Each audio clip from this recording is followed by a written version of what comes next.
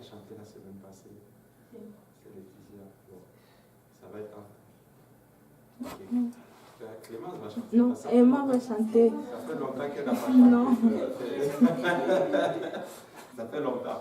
Voilà. Non, j'ai pointé Emma. Semaine, ça va être Manuela qui va chanter. Amen. Amen. Gloire à Dieu. Oui, tu parles.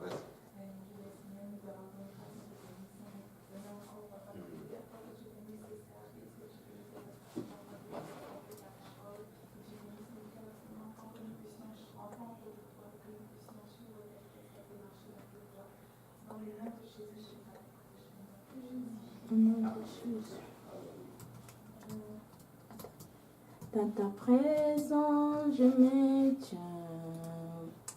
Envoie ta pluie, répands ta pluie, arrose mon cœur. Dans ta présence, je me tiens.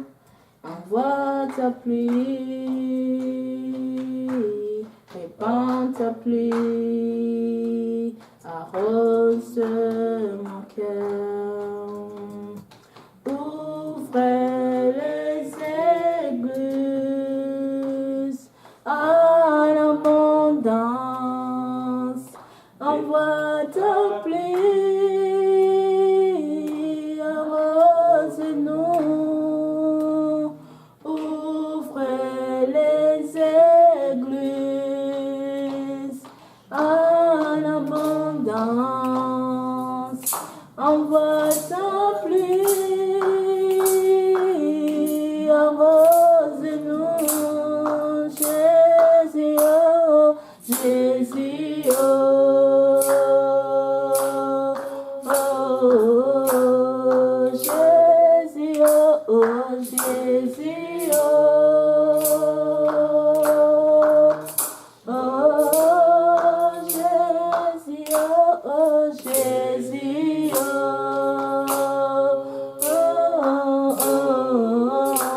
oh, Jésus, oh, Jésus, oh,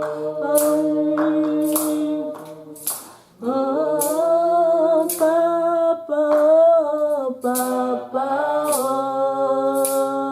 oh,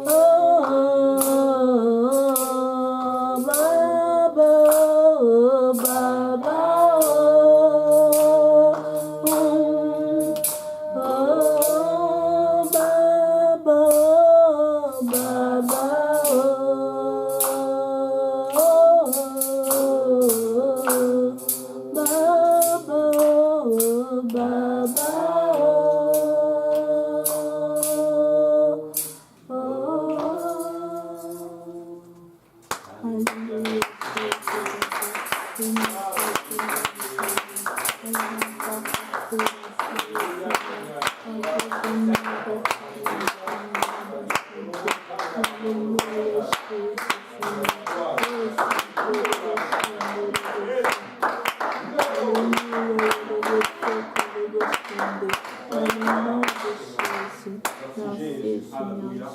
Et vous pouvez vous asseoir dans la présence du Seigneur. Amen.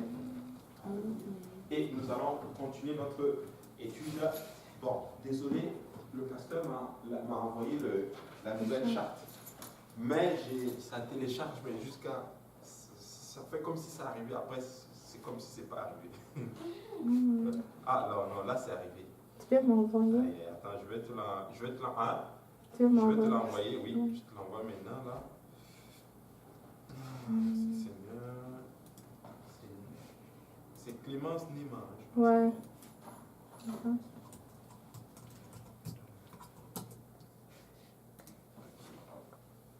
faut que tu me.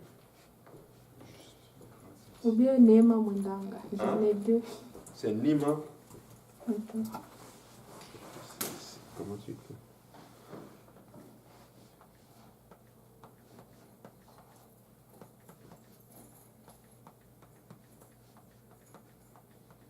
Bon, .fr, hein? Ok. Ah! Hein? C'est pas ça, hein? Non, c'est ça, mais c'est le contraire. C'est l'autre. C'est Clémence Neyman. Là, on a écrit Neyman Neyman, Clémence. Tu peux, il faut l'effacer. Attends. Vas-y.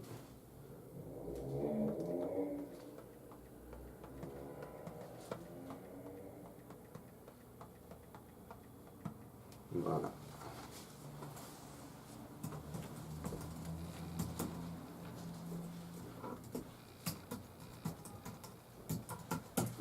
Voilà. Maintenant, nous allons continuer notre chère étude biblique. Waouh, elle est vraiment belle. Hein? Voilà. Maintenant, nous allons continuer notre chère étude biblique. Qu'est-ce qu'on avait étudié la semaine passée? Je sais qu'on avait dit beaucoup de choses. Mais qu'est-ce qu'on a dit la semaine passée? Les paraboles. Les Paraboles. paraboles. Amen. Et qu'est-ce qu'une parabole? On avait vu. C'est une... C'est prendre des mots simples pour expliquer une vérité spirituelle. Exactement. Une histoire mondaine, simple, pour expliquer une vérité spirituelle. Pourquoi Jésus enseignait de la sorte? Pour que les gens n'entendent pas, pour que les gens ne comprennent pas. Exact. Oui. Parce que oui, ils avaient les yeux voilés. C'est ça. Oui, Clémence? Non, parce que je me suis dit, parce qu'un jour, ses disciples avaient demandé, mais pourquoi tu les parles comme ça? Puis il a dit, pour qu'ils ne puissent pas comprendre. Oui. En fait, pas vraiment. Parce que si j'utilise les bons termes, ils ne vont pas comprendre. Parce que Parce que eux, ils leur ont été donné la possibilité de comprendre. mais aux autres non. Donc il faut les enseigner en parabole pour qu'ils comprennent. Donc il prend une histoire simple pour essayer d'expliquer quelque chose d'assez spirituel. Amen. Donc, et ça c'est l'accomplissement d'une prophétie. Cette prophétie disait quoi de Ésaïe? Que les gens allaient voir, mais ils ne vont pas réellement voir. Ils ont des oreilles, mais ils n'entendent pas. Hein? Et cette prophétie, en d'autres termes, s'applique sur eux. Et Jésus enseignait en parabole. Et nous avons évoqué certaines paraboles que le Seigneur a évoquées pour pouvoir, en d'autres termes, expliquer. On a vu la parabole du semeur. Voilà. La parabole du semeur. Je ne sais pas si avec la nouvelle, je vais voir si avec la nouvelle charte, on va peut-être pouvoir la voir. Non, ça c'est dans l'Exode. Voilà. Mais il a enseigné la parabole du semeur. Qui a retenu quelque chose sur la parole du semeur, bien qu'on n'a pas parlé beaucoup? Seigneur. Ah, ok, c'est la parole là. Hein? Ah, ok, ça c'est l'ancienne, voilà, c'est bon. On peut continuer avec ça. La semaine prochaine, on va commencer avec la nouvelle. Je pense que oui. Voilà, c'est ça. Voilà. La parabole du semeur. Oui. Il y a la parabole du long du chemin. Oui. Comme il y a une parabole aussi que quand qu'il y avait des oiseaux qui venaient prendre, on enseignait. Oui.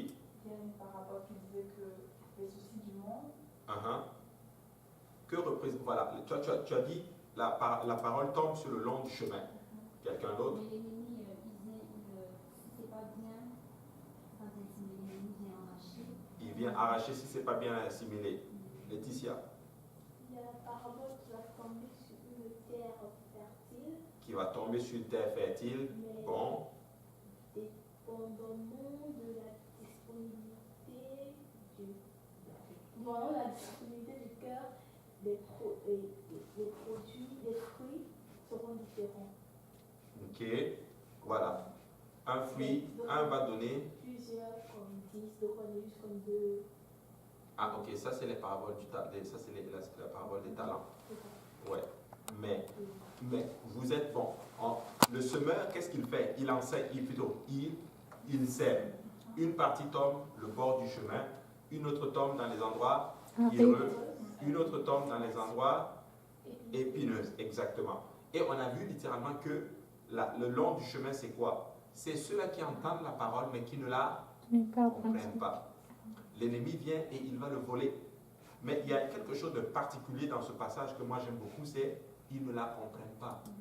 Donc voilà pourquoi il faut faire attention quand on ne comprend pas quelque chose.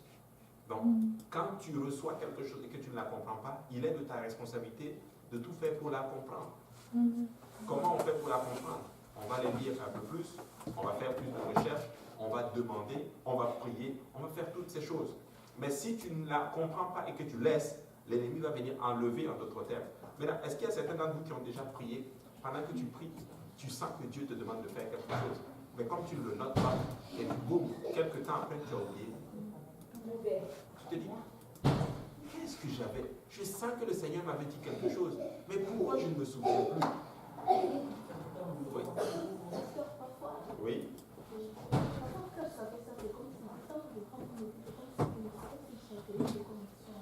Ah, ok.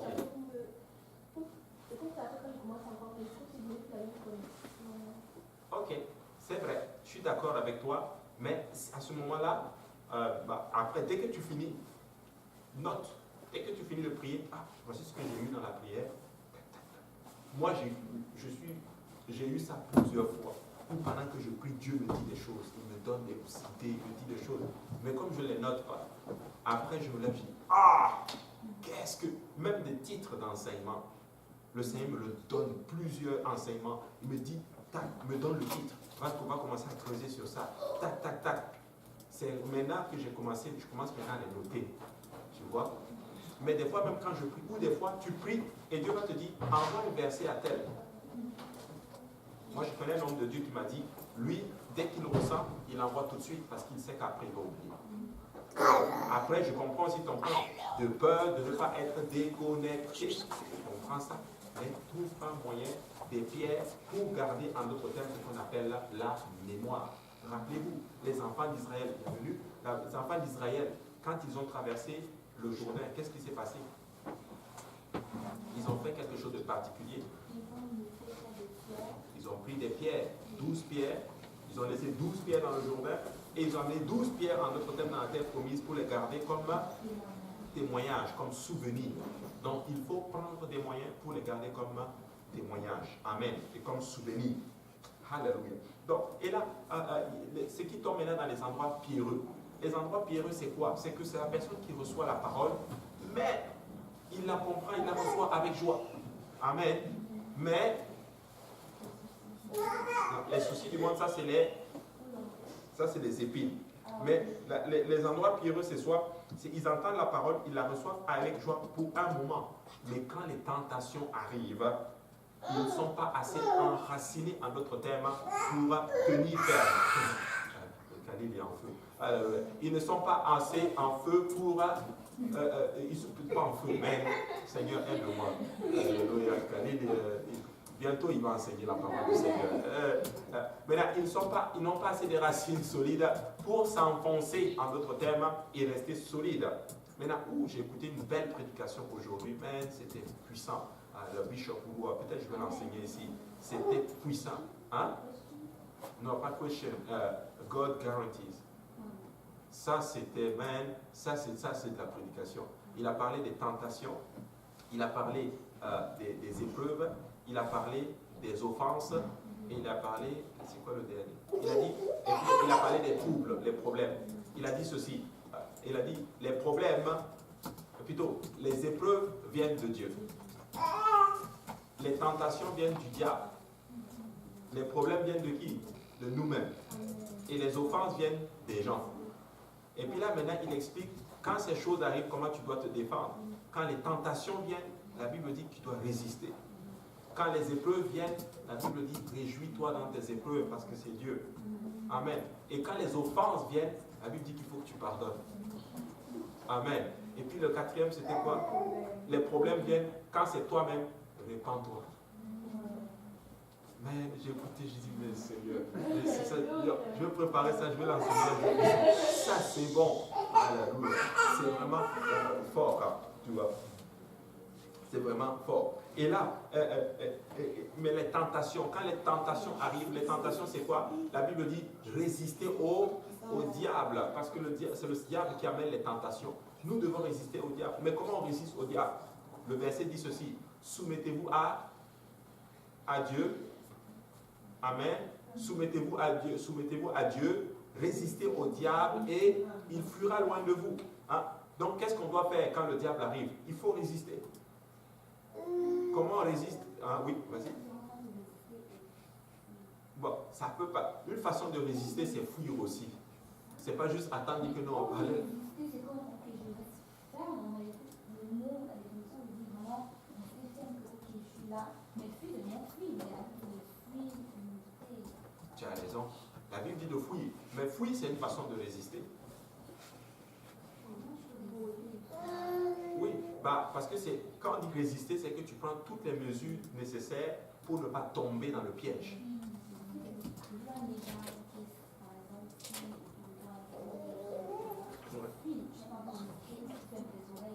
Ouais, je comprends ton point. Et c'est peut-être la sélection des mots, peut-être.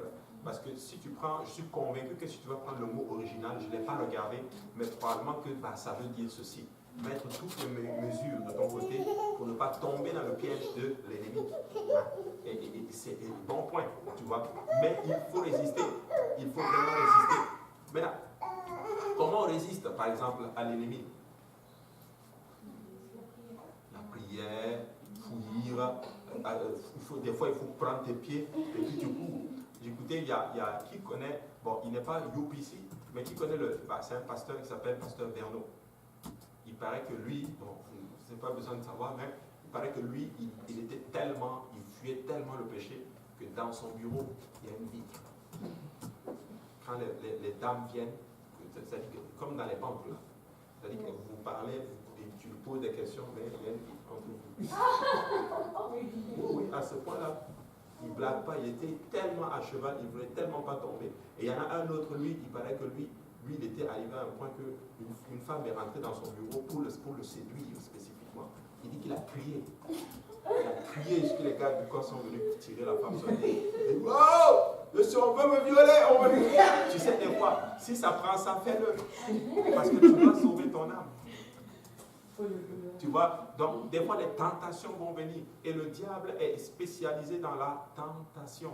Il veut, n'oubliez jamais ce point-là, on l'a appris hier, c'est un tacticien. Il veut tout faire, il prend des tactiques en même temps. S'il sait qu'il ne peut pas te faire tomber ici, il va essayer de te faire tomber là. S'il sait qu'il ne peut pas te faire tomber là, il va essayer de te faire tomber là. Et nous devons être sur nos gardes. Voilà pourquoi la Bible dit qu'il rôde. Il rôde cherchant une faille pour te faire tomber. Mais si tu es enraciné dans la parole, nous allons pouvoir, notre thème, résister. Comment Jésus a chassé le diable en citant la parole du Seigneur, sa propre parole. Donc il faut connaître la parole de Dieu et c'est une façon aussi de résister à l'ennemi. Si tu ne la connais pas, la parole, tu ne vas pas pouvoir résister des fois à l'ennemi. Donc c'est vraiment important. Donc ensuite, il y a maintenant les épines. Les épines, c'est quoi? C'est que quelqu'un reçoit la parole, mais les soucis du monde, les soucis, la personne regarde le monde et sa marche est affectée. Et pourquoi? Nous sommes tous soumis à ceci. Hein? Voilà pourquoi quand nous recevons la parole, nous devons arriver à une place où on veut tellement Dieu qu'on va enlever toutes ces choses qui vont nous empêcher de servir le Seigneur. Pourquoi? Parce qu'il faut que tu réalises où tu vas. Il faut que tu arrives à une place que tu comprennes qu'est-ce qui est le plus important. Si tu te dis que le ciel c'est plus important, eh ben, tu vas mettre plus d'emphase sur le royaume de Dieu. Je n'ai pas dit qu'il ne faut plus regarder, ah non, le pasteur enseigne que le Seigneur revient bientôt, on ne regarde plus notre vie. Non, il y a des gens maintenant qui vivent comme ceci. Oh, comme le Seigneur revient bientôt, je n'ai pas vraiment besoin de performer. Non, il faut performer. Alléluia, il faut performer. Donc ça, c'était vraiment les épines. Maintenant, et la bonne terre représente ceux qui entendent la parole, ils la comprennent et ils obéissent. Alléluia, et ils obéissent. Donc deux choses, ils ont compris et ils l'obéissent. Maintenant, moi je crois que le fondement de la vie chrétienne, c'est l'obéissance à la parole du Seigneur. Beaucoup de personnes, ils vont recevoir la parole de Dieu, mais ils ne vont pas l'obéir. À quoi ça sert de recevoir quelque chose et ne pas y obéir? Voici, qu'est-ce que nous devons...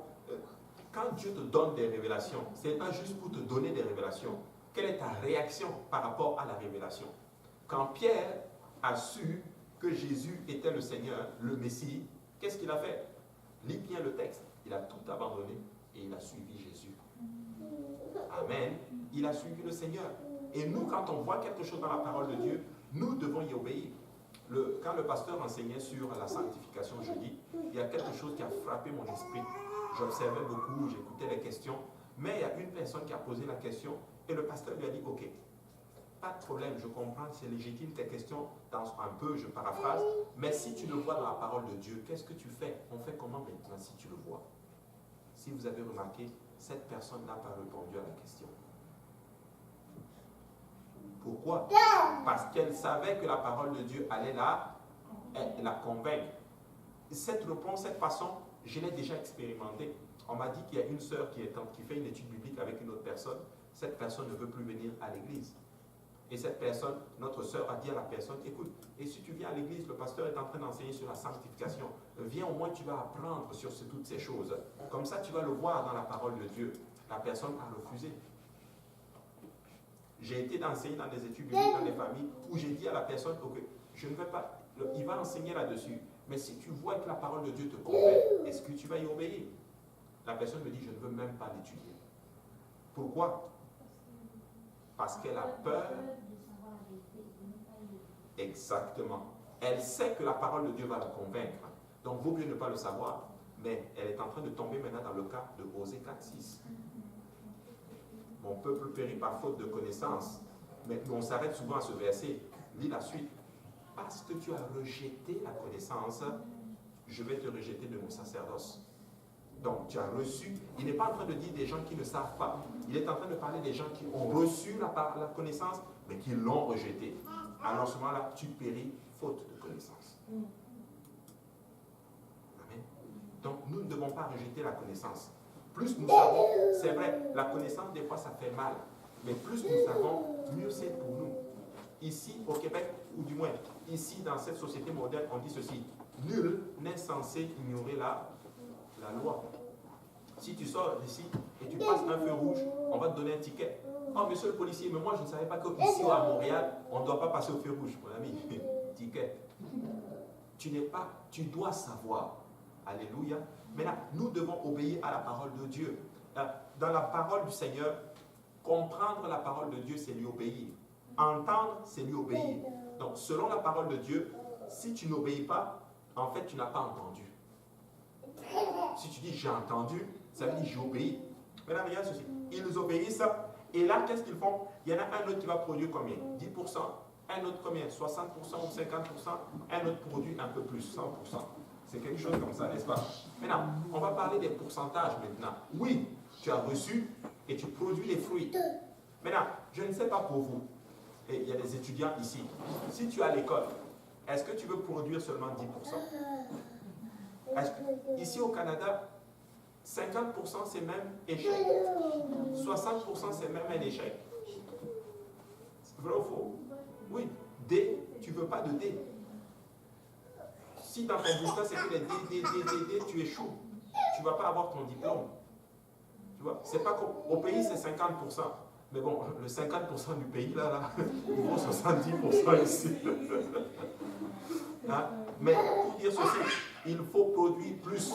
Nous ne devons pas aspirer à juste 50%. Hein? Malheureusement, les enfants de Dieu recherchent ce qu'on appelle la médiocrité. On essaie de performer dans le monde, mais dans la maison du Seigneur, on ne cherche pas l'excellence. Oui. Des fois, vous avez eu des situations comme vous avez envie de faire quelque chose pour Dieu, vous avez comme reçu comme quelque chose qui nous tient à cœur de faire pour Dieu. Mais, par exemple, une semaine après, on n'avait plus La motivation. Plus du tout. C'est comme tout est parti. Pourtant, vous savez très bien que c'est vraiment Dieu qui nous a donné le désir de faire cela, mais il n'y a plus rien. Oui. C'est comme Oui, c'est normal. Parce que le diable aussi voit ce que tu veux faire pour Dieu. Et il va enlever la motivation. Pourquoi? Parce que nous sommes des êtres humains. Tantôt on est chaud, tantôt froid, tantôt chaud, et on vit en dents de scie. Up, down, up, down, up, down, up, down. Voici pourquoi il y a une expression que j'aime beaucoup. Il ne faut pas le faire quand il est chaud. Quand tu es en feu pour Dieu et que tu reçois quelque chose, mets-le en place maintenant. C'est pour ça qu'il dit, aujourd'hui, voici l'heure acceptable. Si tu entends sa voix, endurcis pas ton cœur. Beaucoup de personnes, ils viennent à l'église, ils sont en feu. Obéis à l'évangile. Non, je vais attendre la semaine prochaine. La semaine prochaine, ils vont sortir, ils vont les rencontrer, des gens qui vont leur parler. Ah non, écoute, nanana. Et boum, tu ne le fais plus. Tu vois? Donc, quand tu ressens de faire quelque chose, fais-le. Fais-le. Tu ressens de prier, prie maintenant. Sinon, après, tu vas, ah non, je ne vais plus prier. Amen. Donc, très important. Donc, la parabole du semeur est très, très, très importante. Et en fonction de comment nous recevons la parole de Dieu, nous pouvons savoir où est-ce que nous nous situons dans cette parabole-là. Donc, nous devons recevoir la parole de Dieu et nous devons y obéir. Il faut obéir à la parole de Dieu. C'est la clé. L'obéissance, c'est la base de la vie chrétienne. Amen. Une personne qui bâtit sur le roc et la personne qui bâtit sur le sable, la seule différence entre ces deux-là, c'est l'obéissance. Celui qui obéit à Dieu, il bâtit sur le roc. Mais celui qui n'obéit pas à Dieu, la Bible l'appelle un fou qui construit sur du sable. Le torrent arrive, le vent souffle, sa maison tombe en ruine. Mais celui qui a obéi à Dieu, il est bâti sur le roc. Notez bien, le vent arrive quand même, les tempêtes arrivent quand même, mais il est solide. Alléluia. Le vent souffle, mais il est enraciné dans la parole du Seigneur. Nous devons être enracinés dans le Seigneur. Tu sais, les baleines qu'on capture, savez-vous c'est quel type de baleine? Merci maman. Celle qui s'occupe toujours à la surface. À la surface là, ce n'est pas l'endroit d'une baleine. La baleine, elle est dans les profondeurs. Donc si tu montes dans la surface, l'ennemi va te cueillir. Tu dois être dans les profondeurs de la parole de Dieu. Oui, dans les profondeurs, enraciné dans la parole, à un point que quand une mauvaise doctrine arrive, tu es tellement calé dans la parole de Dieu que, écoute, tu ne peux pas. Tu ne peux pas. Et ça, c'est vraiment important. Donc ça, c'était la parabole du semeur. Maintenant, il y a aussi la deuxième parabole, c'est ce qu'on appelle la parabole de Grand Prix. La parabole de Grand Prix, elle se trouve dans Matthieu chapitre 13, versets 45 et 46. La Bible dit, le royaume des cieux est encore semblable à un marchand qui cherche de belles perles. Il a trouvé une perle de grand prix, il est allé vendre tout ce qu'il avait et l'a acheté. Donc le royaume de Dieu est semblable à quelqu'un qui aime les perles. Il a des perles, il trouve une perle de grand prix, il vend tout. Qu'est-ce que dit la parole? La parole dit, acquiert la vérité et ne la vend pas. Écoute, tu peux tout vendre. Tu peux t'acheter une maison et la revendre. Acheter une voiture, tu la revends. À vendre plein de choses. Mais s'il y a quelque chose que tu ne dois pas vendre, c'est la vérité que tu as eue. Cette vérité qui t'a affranchi. Vous connaîtrez la vérité et la vérité vous affranchira. Ce qui t'a affranchi, tu ne dois pas la vendre. Peu importe le prix. Tu dois faire comme Nébo. La vigne de Nébo. Akab arrive, Akab dit, donne-moi ta vigne. Je vais te donner tout, n'importe quel champ que tu veux dans le royaume. Mais je veux ta vigne. Nébo dit, ah, ça c'est l'héritage de mes pères. Je ne peux pas te la céder. Il est mort pour son champ. Il est mort, il a donné sa vie pour son champ. Ça c'est une chose qu'on ne vend pas. Tu dois dire ceci à l'ennemi. Il y a certaines choses que je peux laisser, mais ma relation avec Dieu, je ne laisse pas. Tu peux prendre ma maison, tu peux prendre ma famille, tu peux prendre mon travail, tu peux prendre tout, mais laisse-moi Jésus. Quelqu'un a dit ceci, prenez tout, mais laissez-moi Jésus. Et si j'ai Jésus, tout ce que tu as pris, je vais le récupérer. Alléluia. C'est comme ça qu'on doit penser. Des fois, on se dit, ah non, je vais d'abord garder tout ce que j'ai, parce que si je perds ça, je vais perdre. Et je me suis battu dur pour avoir ce travail-là. Et si tu savais comment j'ai galéré pour avoir le travail là. Non, ça va aller, non. Seigneur, attends un peu. Ne pense pas comme ça. Dieu peut te donner plus. Notre problème, ce n'est pas l'argent. Notre problème, ce n'est même pas la santé. Notre problème, ce n'est même pas la restauration. Le problème, c'est Jésus. Et quand on a Jésus, nous avons tout pleinement en Jésus-Christ. Alléluia.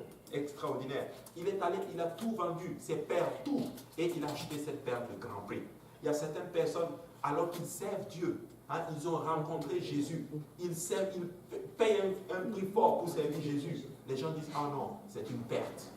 Comme cette dame qui a pris son vase d'alabâtre, qui est venue, qui l'a écrasé complètement, et elle a embaumé, elle a oint Jésus avec son beau parfum, qu'elle avait sévé pendant longtemps, et les gens appellent cela une perte. Des fois, tu donnes ta vie à Dieu, tes parents disent, oh, quelle perte! Quelle perte! Nous là, on voulait qu'elle devienne ceci.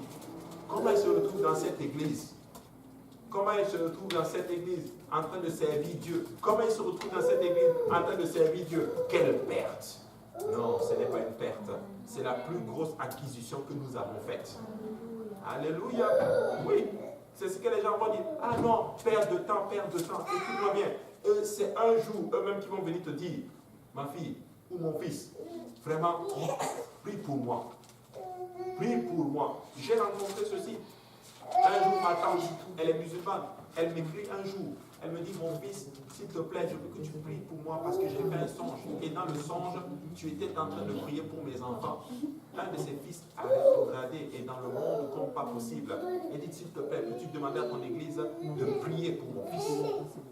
Ma tante, qui est musulmane, elle fait un songe et ma tante est en Afrique et moi je suis ici au Canada. Et Dieu lui montre un songe, tu as un neveu, il est pasteur. Demande-lui et à son église de prier pour Yann. Peuple de Dieu, écoutez, ne vendons pas ce que nous avons acquis. Non pas pour un travail, même pas pour un plaisir mondain simple. Écoutez, ce que vous avez eu là, c'est extraordinaire. Tu as tout abandonné pour Jésus. Tu as payé un prix fort. Tu sais, je sais Dieu maintenant parce que j'aime Dieu. Mais il y a même encore une raison de plus pour laquelle je ne peux pas lâcher Dieu. Si je laisse Dieu, le diable va me finir. Après tout ce que j'ai prêché contre lui, après tout ce que j'ai dit, après toutes les personnes que j'ai baptisées au nom de Jésus, après toutes les études bibliques que tu as faites, juste à cause de ça, non, continuons seulement. On va servir Dieu. Alléluia. Oui. Oui, il faut servir Jésus. Amen. Il faut le servir. Alléluia. Et là, il l'a acheté. Vous savez, quoique Jésus n'ait pas donné l'interprétation de cette parabole, plusieurs étudiants de la Bible croient que cette parabole représente la recherche de l'évangile par l'homme. L'homme cherche le moyen qui va lui donner le salut. Amen. Nous voulons le salut. Écoute-moi bien, il y a dans le cœur de l'homme un vide qui a la forme de Dieu. Alléluia. Un vide qui a la forme de Dieu. Donc seul Dieu peut fitter dedans. Mais des fois nous voulons le fitter avec l'alcool, les drogues, les plaisirs et toutes ces choses. Ça n'entre pas. Toutes ces personnes que vous voyez qui utilisent les drogues, toutes ces choses, les plaisirs mondains, c'est juste pour assouvir un besoin, un vide que seul Dieu lui-même peut combler. Écoute, tu vas prendre les drogues, ton problème est toujours là.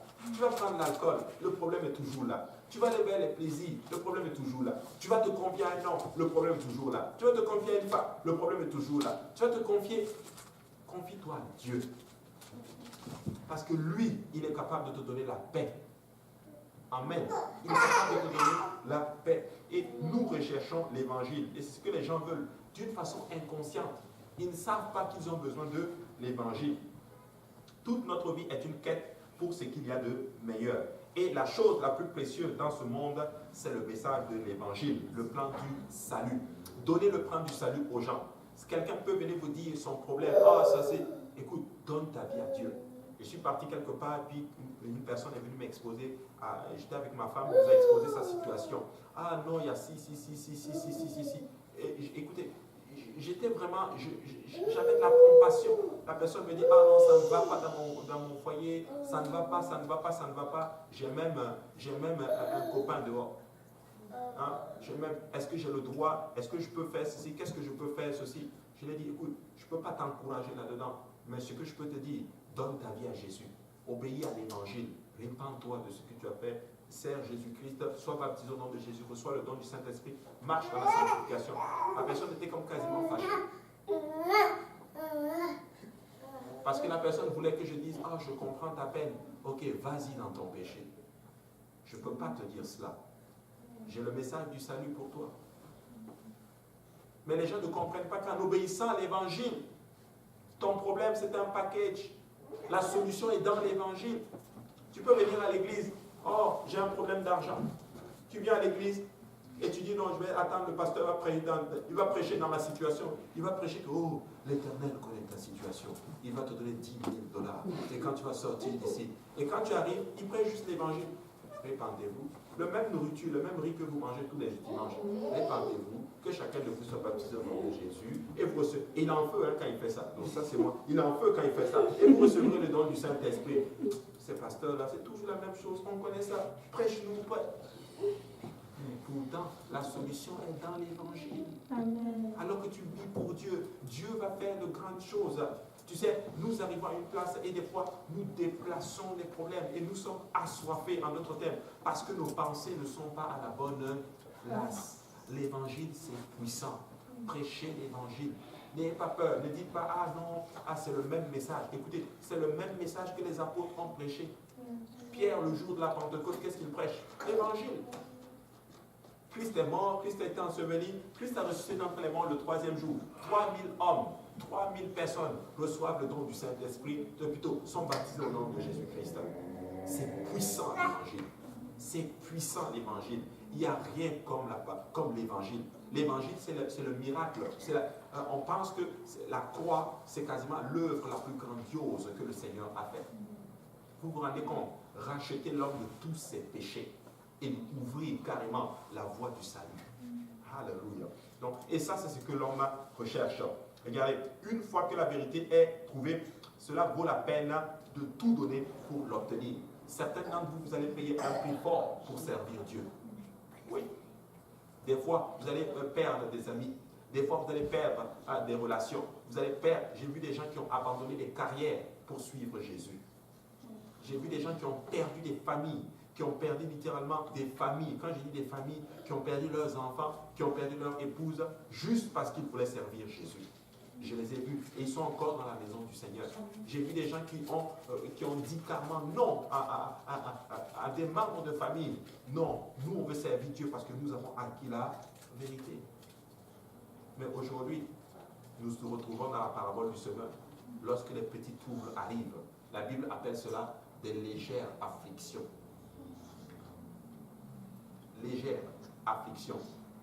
Si on nous donnait les problèmes des apôtres, aujourd'hui, si on nous ouvre, on dit soirée témoignage, les gens vont dire, oh, je souffrais, mais vraiment l'Éternel m'a donné une maison, l'Éternel m'a donné une belle voiture, l'Éternel m'a donné un bon travail, vraiment, que le nom de l'Éternel soit béni.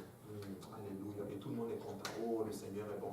Mais quand on disait témoignage chez les apôtres, savez-vous c'était quoi? Hé, il y a un lion qui a mangé ma main pour Jésus. Non, pas comme nos mains pour le Seigneur. Hier, je suis sorti, on m'a frappé pour Jésus. Que le nom de l'Éternel soit béni. Mais aujourd'hui, c'est plus ça. Si le lion arrive, tu dis, ah, Jésus n'est pas dans cette église. Vous voyez que notre tête n'est plus la même. Amen. C'est deux. Écoutez, si Paul venait à notre temps, il va dire, les enfants là. Peut-être les enfants là. Oui. Paul, on les frappait, ils sont contents. On les giflait, on les bafouait, ils sont heureux. Écoutez, quand l'église primitive a commencé, on les fouette. Amen. Et la Bible arrive, on les frappe. Et ils retournent chez eux et ils prient. La Bible dit que l'Esprit du Seigneur les remplit encore. Et qu'est-ce qu'ils prient? Ils prient que Dieu leur donne l'assurance de prêcher l'évangile. Ils ne prient pas que Dieu leur sorte de leurs problèmes. Ils ne prient pas que Dieu enlève les ennemis. Ils disent, Seigneur, ouvre juste les portes pour que nous puissions prêcher l'évangile. Amen. Ali, il est en feu. Hein? Alléluia. Mais c'est vraiment ça. Ok, Khalil, viens avec moi. Viens.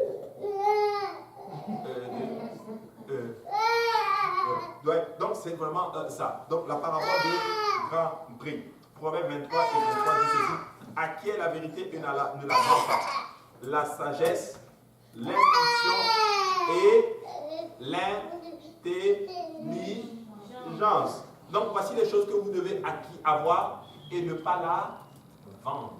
C'est quoi? La vérité, ensuite la sagesse, ensuite l'instruction et l'intelligence. Alléluia. Ne la vends pas. Acquiert la sagesse, acquiert la vérité, acquiert l'intelligence. Toutes ces choses viennent par la parole de Dieu. L'instruction, c'est quoi? C'est-à-dire que tu t'instruis. Tu prends la parole de Dieu en d'autres termes et tu t'instruis à travers ceci. Paul est plutôt, le proverbe est en train de nous dire de ne pas la vendre. Ne cédez rien pour ceci. Voici donc, nous devons, la vérité n'a aucun prix. Si tu l'as, ne la vends pour rien. Ne permettez à rien. Je parlais avec quelqu'un hier qui a des situations dans sa famille, avec même son couple. Et la personne parlait. Et la personne a dit quelque chose qui a frappé mon esprit. La personne dit, moi je veux servir Dieu et je veux juste que je veux servir le Seigneur.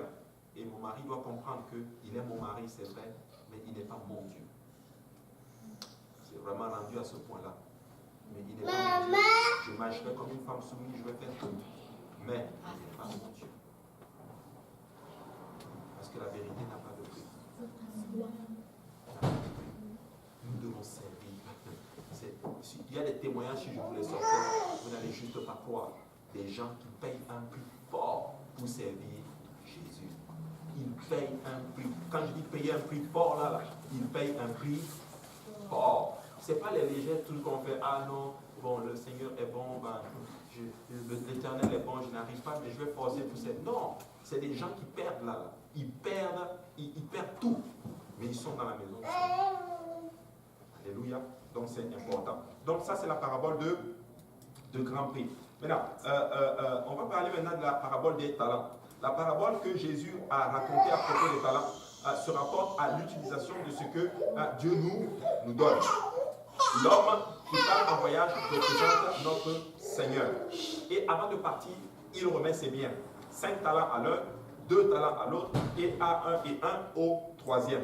Maintenant, ce qu'il faut noter, c'est que chacun d'eux a, un en a 5, l'autre en a 2, et puis plutôt l'autre, oui, en a 2 et l'autre en a 1. Donc, chacun d'eux vont utiliser leur talent de façon différente. Maintenant, rappelez-vous et notez quelque chose. À chacun d'eux, il va leur donner en fonction de leur capacité. Hein? Habilité. Capacité, habilité, tout. En fonction de ce que tu peux faire. Dieu nous regarde tous et Dieu nous donne à chacun ce que nous pouvons faire. Maintenant, Dieu ne va pas te donner à toi et te donner la même chose. Il te regarde en fonction du potentiel qu'il a déposé en toi. Maintenant, encore une fois, arrêtons, s'il vous plaît, de nous comparer dans la maison de Dieu. Arrêtons. Oui. Est-ce que ça rejoint aussi aux épreuves dans le sens où, parce que vous ne va pas peut-être envoyer les épreuves à Carole et envoyer les épreuves parce qu'il sait que Carole, à cette épreuve, Carole est capable de supporter ou plus fort. Et à moi. Absolument. Moi, je le crois de tout mon cœur. Est-ce que ça fait en sorte que les gens moi, je crois que plus tu résistes, ça peut aussi arriver aussi, ça peut avoir un impact sur ta relation, l'onction et toutes ces choses. Plus tu sacrifies, plus tu es loin.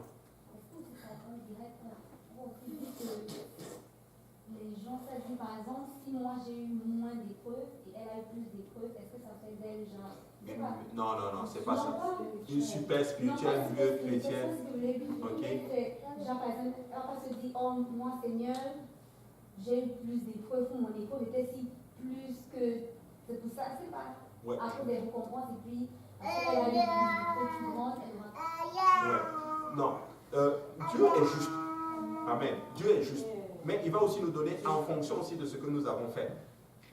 La parabole des talents va nous expliquer. Maintenant, les épreuves. Nous avons vu que les épreuves viennent de qui? De Dieu. Les épreuves venant de Dieu, il va te donner à toi une épreuve, 2 épreuves. Maintenant, en fonction de ce que tu peux supporter. Job. Hein? Bon, il y en a qui disent, souvent je pose la question, qui veut la bénédiction de Job? Personne ne veut lever sa main. Parce que personne ne veut l'épreuve de Job. Non, Job, c'est un autre niveau. Parce que lui, il avait atteint une certaine intimité avec Dieu, que Dieu pouvait vraiment lui faire confiance, lui dire que non, je peux lui donner cette épreuve, il est capable de la supporter. Mais si Dieu sait, la belle Bible nous dit ceci, Dieu ne te donne pas au-delà de ce que nous pouvons supporter. Donc si tu ne peux pas supporter ce que Job a supporté, tu peux être sûr d'une chose, tu ne vas jamais vivre ce que Job a vécu. Amen. Mais il va aussi te donner en fonction de ce qui va avec. Tu vois, voici pourquoi il faut éviter de juger. Vous pouvez voir quelqu'un qui passe par des problèmes, évitez de dire, ah, c'est sûrement parce qu'il a fait quelque chose que Dieu est en train de le punir. Tu ne sais pas. C'est juste une épreuve que Dieu est en train de le faire passer par là. Des fois, on dit, oh, telle personne souffre, c'est sûr qu'ils ont dû faire quelque chose. comme les amis de Job, les consolateurs misérables. La Bible les appelle. Ils sont venus, Job, c'est parce que tu as fait quelque chose. Non, c'était juste une épreuve venant d'eux que Dieu a permis que le diable lui inflige. Mais des fois, il ne faut pas dire, ah non, mais lui, c'est parce qu'il a fait ça. Non, non, non, non, non. Chacun de nous, nous avons notre passage avec le Seigneur. Alléluia. Donc, ce qui va arriver, ça peut aussi en fonction des épreuves. Donc, si tu as une grosse capacité, alléluia, le Seigneur répond, ça peut être une... Hein? Et des fois, Dieu... Voilà, des fois, Dieu, pour que toi-même tu le saches, ces situations arrivent. Et puis quand tu sors, Dieu te dit, moi-même je ne savais pas que je pouvais supporter ça. Mais tu es capable. Écoutez, Dieu, des fois, il va faire sortir le vrai toi. Oui. Tu sais comment on sort le vrai toi? Il va permettre que certaines situations arrivent. Des fois, on prie pour avoir la patience. Dieu dit, ok, d'accord, pas de souci. L'Éternel est bon. Je vais te mettre des... La Bible dit que dans la Bible, c'était qui, dans l'Ancien Testament, qui était l'homme le plus patient? Moïse. Dieu dit, parfait Moïse, tu vas être le pasteur de l'église d'Israël. Des hommes au pouvoir, des durs à cuire. Ça, c'était des vrais. Manipulateurs, tricheurs, voleurs. C'est-à-dire, quand ça va, ils sont heureux. Quand ça ne va pas, oui, c'est ta faute. On veut même te tuer. Mais ça prenait quelqu'un de patient. Dieu a pris Moïse. Maintenant, ceux qui ont voulu à Moïse et qui ont jalousé Moïse, rappelez-vous, Dathan, les fils de Corée, ils l'ont jalousé. Pourtant, vous n'avez pas la patience de supporter ce qu'ils supportent. La Bible dit que Dieu a ouvert le sol et ils sont tombés, ils sont morts. Oh, Moïse, nous aussi Dieu nous parle. Et Moïse tombe par la terre et dit, Seigneur, ce qu'il dit, je ne l'ai pas fait. Et Dieu les a jugés sur place. Alors, ne convoite jamais la vie de quelqu'un d'autre. Jamais. Moi, je crois ceci, même pas l'onction de quelqu'un d'autre. Prie pour ton propre onction. Parce que si tu veux l'onction de quelqu'un d'autre, tu vas devoir avoir la vie de la personne, l'histoire de la personne, les souffrances de la personne, tout ce que la personne endure. Tu vas devoir avoir ceci. Rappelez-vous, l'homme est à quelqu'un, est allé voir un prédicateur, ouais. Prie pour moi parce que moi je veux ton onction. Papa, donne-lui tous les problèmes, les maladies, les insultes, tout ce qu'il a. Il fait, wow, attends, je te dis, prie pour moi pour l'onction. Il dit, mais je sais ça, je suis en train de prier parce que c'est de là que vient l'onction. Savez-vous comment on fait l'huile d'olive? On le presse. On le met dans le pressoir. Et il donne de l'huile. Des fois, Dieu va te faire passer par le pressoir. Ça, une fois, le pasteur m'a dit ça un jour. Non, il m'a dit, le Seigneur est bon. Je suis allé prier pour moi. Le Seigneur va te faire passer par le pressoir. Tu vas produire ton huile.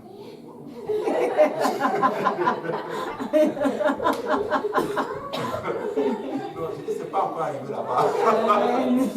Hein? Mais des fois, pour que l'huile sorte, l'onction, le vrai toi va sortir, Dieu va te faire passer par le pressoir. Et tu vas produire le vrai, l'huile, l'onction va sortir. Écoutez-moi bien, moi je crois ceci, tu ne peux pas amener les gens là où tu n'as pas été. Oui, tu ne peux pas. Hein? Tu ne peux pas. Et Dieu va te faire des fois passer par certaines situations, bienvenue. Il va te faire passer par certaines situations. Pourquoi? Pourquoi? Parce qu'un jour, quelqu'un d'autre va passer par les mêmes situations et tu seras capable de comprendre la personne et de dire, je te comprends. Je te comprends. Je suis passé par là et l'Éternel a fait un chemin pour moi. Il va faire aussi un chemin pour toi. Même dans le désert, l'Éternel est capable de frayer un chemin pour toi. Même dans le désert, il est capable d'apporter une source d'eau vive. Nous sommes différents. Amen. Oui. Et j'ai une question concernant les paraboles du talent et la parabole des mines. Je vois comme si ça se ressemble, alors que les talents, je trouve, c'est ce que le Seigneur nous a donné. Est-ce que les mines, ça représente les responsabilités que Dieu nous confie ou quoi? Responsabilités. La parabole des... Non, des j'ai dit, semeurs, il y a des semeurs, il y a les paraboles du talent et il y a la parabole des mines. dans Luc 19. Mais si on les lit, on voit comme si ça se ressemble, parce que c'est comme aussi un serviteur qui part, qui revient, puis il donne aussi des... Comme dans des mines. Les ouvriers qui doivent travailler dans la mine. Les Ah, paraboles des mines. ok, ça c'est... Ouais, ça c'est... Oui, ça c'est en lien avec le salut. C'est une bonne question. Parce que, eux, ils travaillent. Après, on a d'autres les ouvriers de la dernière heure qui viennent Non, du c'est travail pas et ça. qui ont la main. C'est la parabole des mines. C'est pas les ouvriers. Ben, ça parle des serviteurs dans les mines. C'est comme aussi, comme par exemple, il donne à chacun des mines. Comme par exemple, il donne à un 10, non, à un 5, et à l'autre 3, à l'autre 2. Puis après, à la fin, il va encore revenir. Il y en a l'autre, comme dans les paraboles des dons, il ne va pas aussi Ouais, c'est multiplier. le même, oui, c'est pratiquement la même leçon, en d'autres termes. C'est vrai qu'ici, c'est 2, 3, mais Luc dit, c'était 10. Il a donné à 5, mais l'autre a multiplié, a donné 10. Voilà, c'est ça. C'est ça qu'on allait parler d'ailleurs. L'autre a quoi? 5. C'est comme ici. L'autre en a 5, Oui. l'autre en a 3, et puis l'autre en a 1. Et l'autre va multiplier il va les investir, hein, il va la fructifier, il va avoir 10. Et l'autre, qu'est-ce qu'il va faire? Il va aussi la fructifier. Chacun va fructifier son bien, son talent. Mais il y en a un, lui, il ne va pas la faire. Il va aller creuser un trou, il va le cacher. Il va dire, alléluia, le Seigneur est bon. Il va venir, voici ton talent. Est-ce que c'est la même chose comme avec celle du talent ou c'est des choses différentes? Moi, je dirais que c'est la même chose, c'est la même leçon. Absolument, c'est la même leçon que nous pouvons tirer dans d'autres termes par rapport à cela. Tu vois. Mais pour dire ceci, pour dire que nous ne devons pas nous comparer les uns les autres. Dans le sens, ça c'est la première, ça c'est la chose qu'il faut réaliser. Il ne faut pas se comparer. Nous sommes différents. D'autres ont plus de capacité, d'autres supportent plus. Ils supportent plus des fois ce que Dieu leur commande de faire. Des fois, vous voyez certaines personnes qui sont en gloire, on les expose, ils sont heureux, on parle d'eux, de toutes ces choses. Mais si on te dit aussi ce qu'ils vivent après, c'est différent, c'est terrible. Tu vois, ce qu'ils supportent, c'est terrible. Amen. Donc, ce n'est pas la même chose. Tu vois, ce n'est pas la même chose. Maintenant, celui qui a reçu... Oui, pardon, vas-y. Tout à l'heure, on parlait de l'onction. Oui. Tu ne peux pas dire comme Seigneur, donne-moi l'onction de terre. Est-ce que ta femme, quand, si par exemple je prie de dire, des choses pour de la prendre, est-ce que c'est... Ah, ok. Non, je pense que tu peux prier ainsi. Mais quand je dis l'onction de l'autre, c'est dans le sens où tu vas devoir avoir la même vie quasiment que l'autre. C'est comme, par exemple, Élisée a demandé 2 fois l'esprit qui était sur Élie. Tu vois. Mais la vie d'Élisée est complètement différente. Tu vois.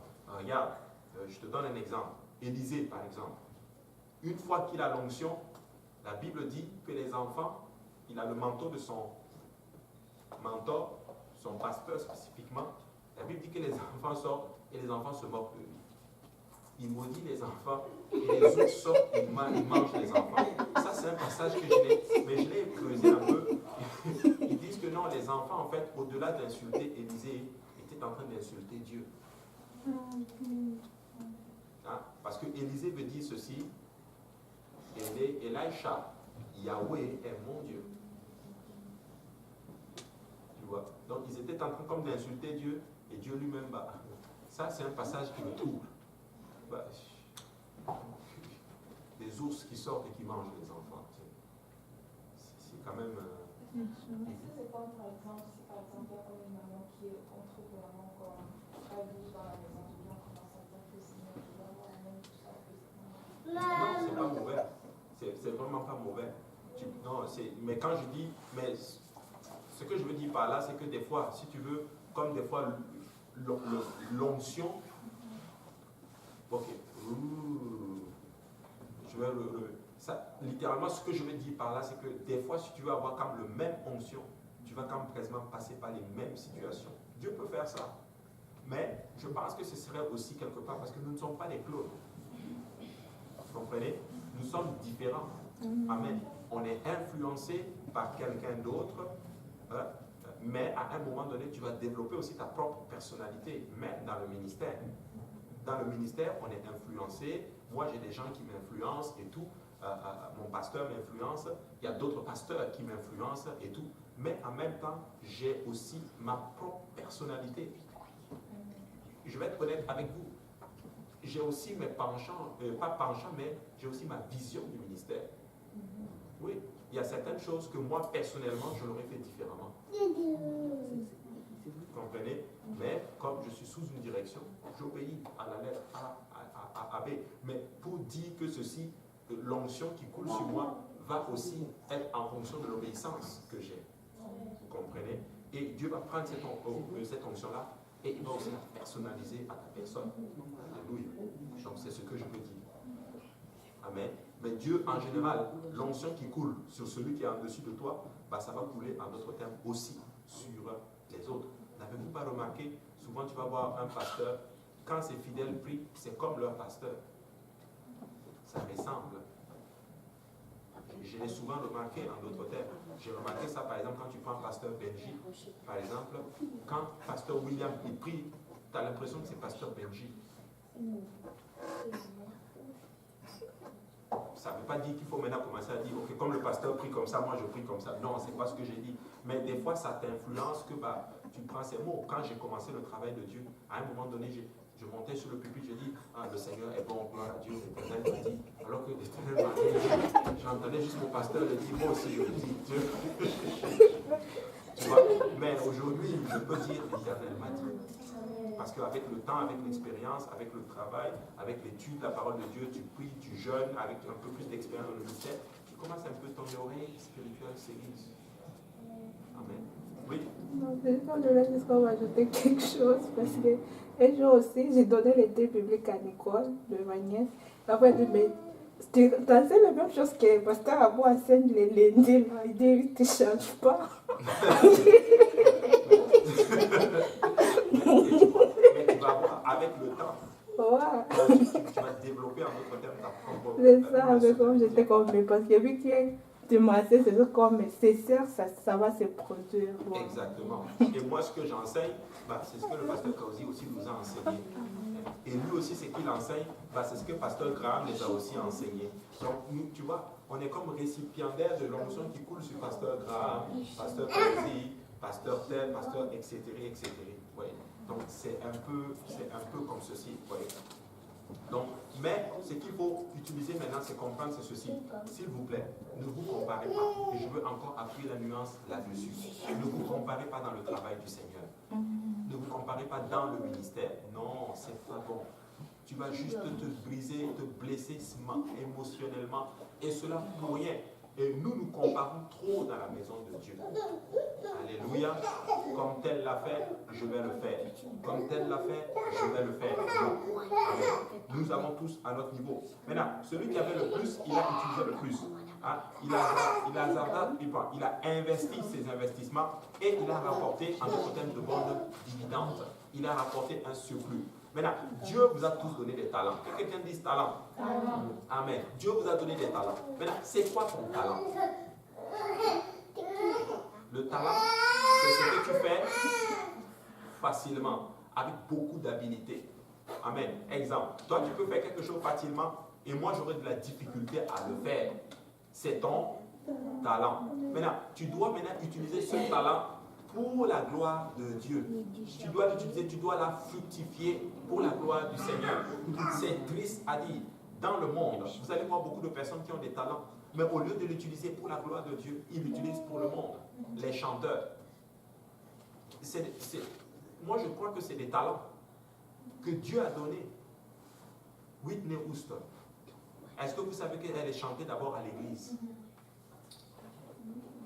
Mais le talent que Dieu l'a donné pour magnifier le Seigneur, elle a utilisé cela dans le monde.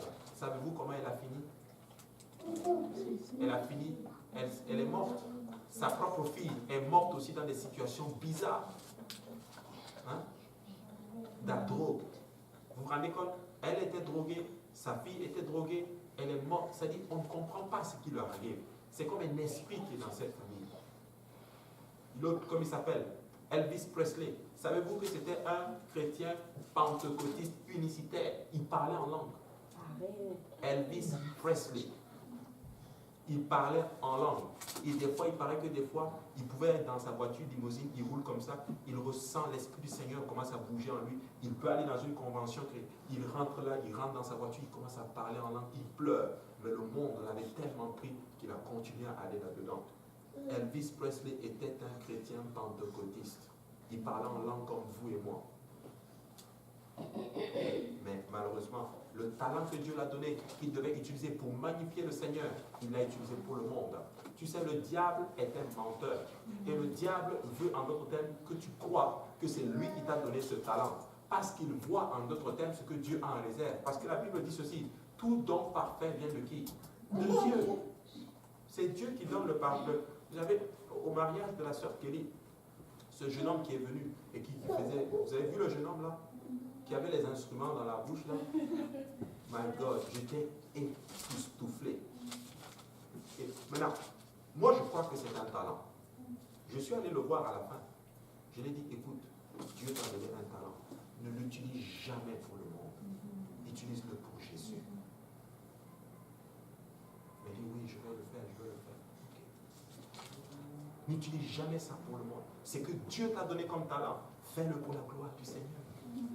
Et si tu l'utilises pour le monde, c'est pour perdre. Écoutez, quand je dis utiliser, quand Dieu t'a donné le talent de chanter, chante pour Jésus. Parce que la chanson a été, c'est la seule chose qui n'a pas été créée. Elle vient du ciel. Qui était le chef de l'adoration? Lucifer. Et Lucifer a corrompu la musique. Et beaucoup de personnes l'utilisent maintenant. Non pas pour louer le Seigneur, mais pour louer le monde. Le talent que Dieu donne-le à Jésus. Utilise-le pour la gloire du Seigneur. Investis-le pour que le royaume de Dieu avance. Amen. Oui. Maintenant, je peux savoir quand on dit chanter avec une Absolument. Même si ce n'est pas forcément mauvaise. Bon. Il faut que ce soit pour la gloire de Dieu. Oui. Moi, la musique, il faut faire attention. Peut-être un jour, je vais préparer un enseignement sur la musique. La musique, il faut faire attention. Il n'y a pas de juste milieu. Maintenant, ça arrive des fois qu'on va chanter joyeux anniversaire. Ce n'est pas de ça que je parle là. Mais il faut faire attention. On peut chanter joyeux anniversaire. Moi, je n'ai aucun problème avec joyeux anniversaire. Okay? Que Dieu te bénisse. C'est sorti ici. Maintenant, je n'ai pas de problème avec ça. Mais une musique qui ne glorifie pas Dieu, oublie ça.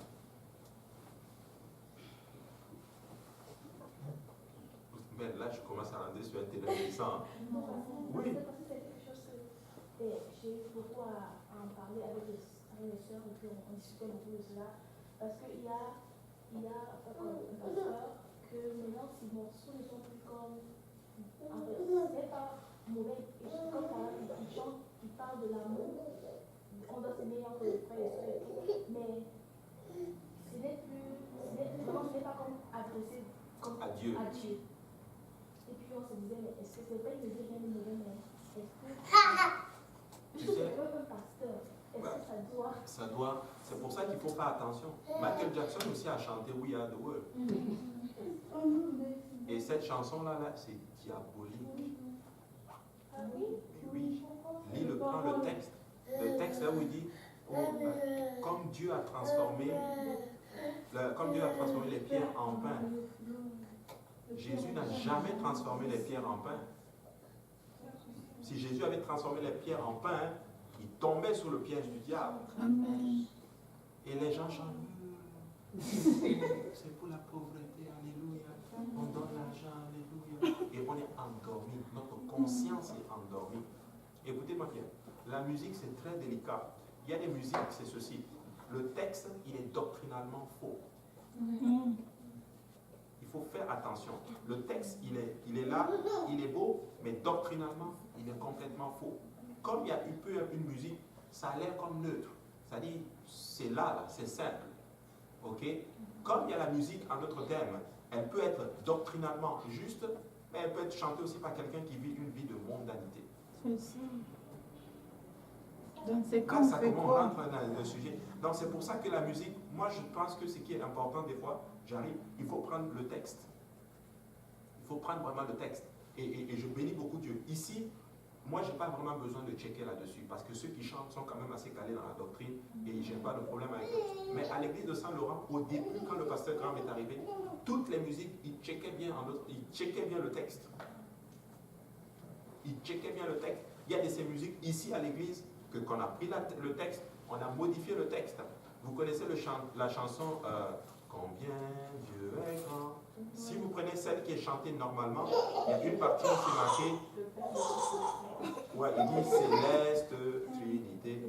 Mais nous, quand on le chante, nous, on a enlevé cette partie, unique et seul Dieu.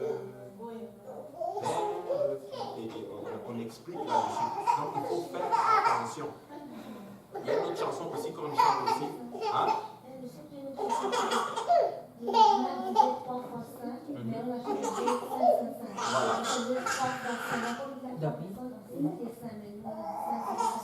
Saint. Et c'est pour ça que je suis assez spirituel. Il faut prier vraiment, prenez le texte. Et à chaque fois que vous voulez chanter une chanson, prenez le texte, lisez tout le texte au complet. Et si c'est doctrinalement faux, vous n'avez pas de problème à vérifier en notre terme. Mais c'est très important. Une fois, j'étais prêché dans une église, même Youp ici, dans une église Youp ici. Bon, je ne veux pas vous dire où, mais vous ne connaissez pas l'église, ça c'est sûr. Je suis allé prêcher là, et puis là, c'était des jeunes qu'ils avaient mis, et puis le dirigeant m'a dit, ok, bah, c'est la semaine des jeunes, donc c'est les jeunes qui chantent. Je dis, ok. Puis là, je commençais à jouer, on adorait, et puis ils ont commencé à chanter Combien Dieu est grand. Je vous dis clairement, là, ils le disaient, Céleste Trinité. Et puis les jeunes étaient assis. La direction était assise. Et personne n'était à cheval là-dessus. Et moi, ça m'a frappé. Ça m'a frappé. Et là, j'étais tenté. Qu'est-ce que je fais? Est-ce que j'enseigne sur l'unicité? Est-ce que j'enseigne là-dessus? Est-ce que j'enseigne? Finalement, j'ai enseigné mon message. Quand je suis venu, je suis allé voir le pasteur Kaosi. Puis j'ai dit au pasteur, c'est des choses, j'étais choqué, je ne savais pas qu'est-ce que faire. Le pasteur m'a dit, non, tu ne rentres pas là-dedans, c'est leur pasteur qui doit enseigner ça.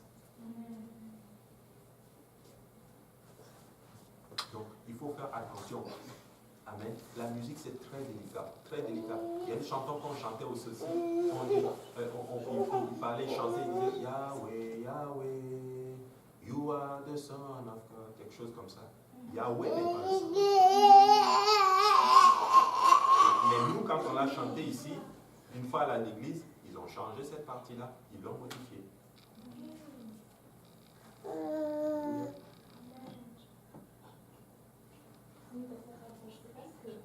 J'ai le mari de ma chambre qui aime beaucoup la musique classique.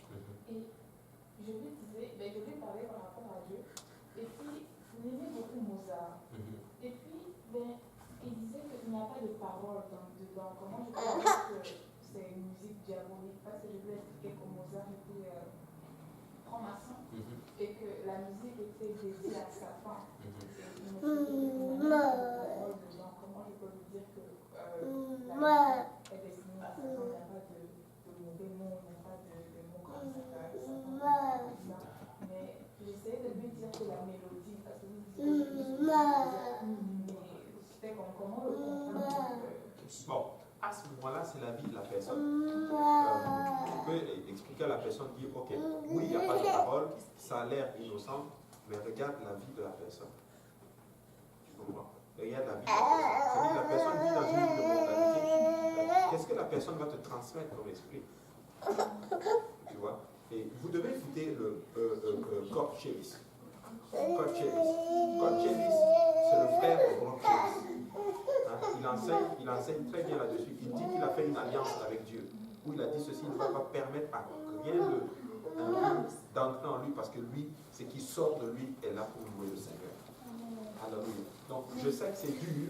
Des personnes qui chantent exactement les mêmes chansons que nous. Absolument. Mais c'est comme, nous on a juste comme la sanctification. Mais sinon c'est la même chanson. Oui. Et nous aussi on chante, on rechante les chansons que les gens qui vivent dans cette mauvaise vie chantent. Parce que c'est eux qui ont créé la musique, qui ont créé la partition là. Mais nous on la rechante. mais c'est de eux qu'on l'a pris. Oui. C'est comme... Ce que tu dois comprendre, c'est ceci. C'est que la chanson en elle-même, oui, Dieu peut quand même inspirer une personne, même si la personne ne vit pas la sanctification. Dieu peut quand même inspirer la personne pour produire quelque chose. Mais ce n'est pas non plus toutes les musiques qu'il faut. Si c'est doctrinalement juste, ça reste juste. Exemple. C'est comme si, par exemple, quelqu'un qui vit dans le péché dit Dieu est un. Quelqu'un qui vit dans la sanctification dit Dieu est un. Dieu reste un. Donc, que je dise Dieu est un et que c'est lui qui me l'a dit, ça ne change pas grand-chose. Tu vois? Donc, mais là où je dis, moi, le plus important, c'est la doctrine. Si le texte est doctrinalement juste et qu'elle glorifie Dieu, je n'ai pas de problème à ce que nous, on la chante. Maintenant, l'autre qui vit une vie de mondanité, il risque, même ce que c'est sorti de lui, voici ce qu'il risque d'avoir à la fin. Je ne vous ai pas connu. Est-ce que je peux prendre, par exemple, une musique, par exemple, de Mozart, vraiment une musique dédiée, vraiment, le son est dédié vraiment à Satan, mais ajouter les paroles de Dieu dessus? Non. Non. Parce que la base déjà est fausse. Tu ne dois pas faire ça. Tu ne dois vraiment pas faire ça. Et non, on ne peut pas. La musique, elle est dédiée c'est comme tu l'as dit, c'est dédié à l'ennemi. La mélodie. Dans le monde, une chanteur chante et que j'aime beaucoup le son derrière. Donc, est-ce que je peux venir dire que, ok, je prends le son, mais moi j'aime Jésus derrière? Non. C'est comme si tu approchais, ajouter ce qu'on appelle un feu étranger à l'autel. Tu vois? Donc, c'est pour ça qu'il faut prier. Et le problème, c'est ceci. Nous, les enfants de Dieu, on regarde trop haut. Nous, là, on peut prier et puis composer des chansons nous-mêmes. Oui. Pourquoi on doit prendre les choses du monde?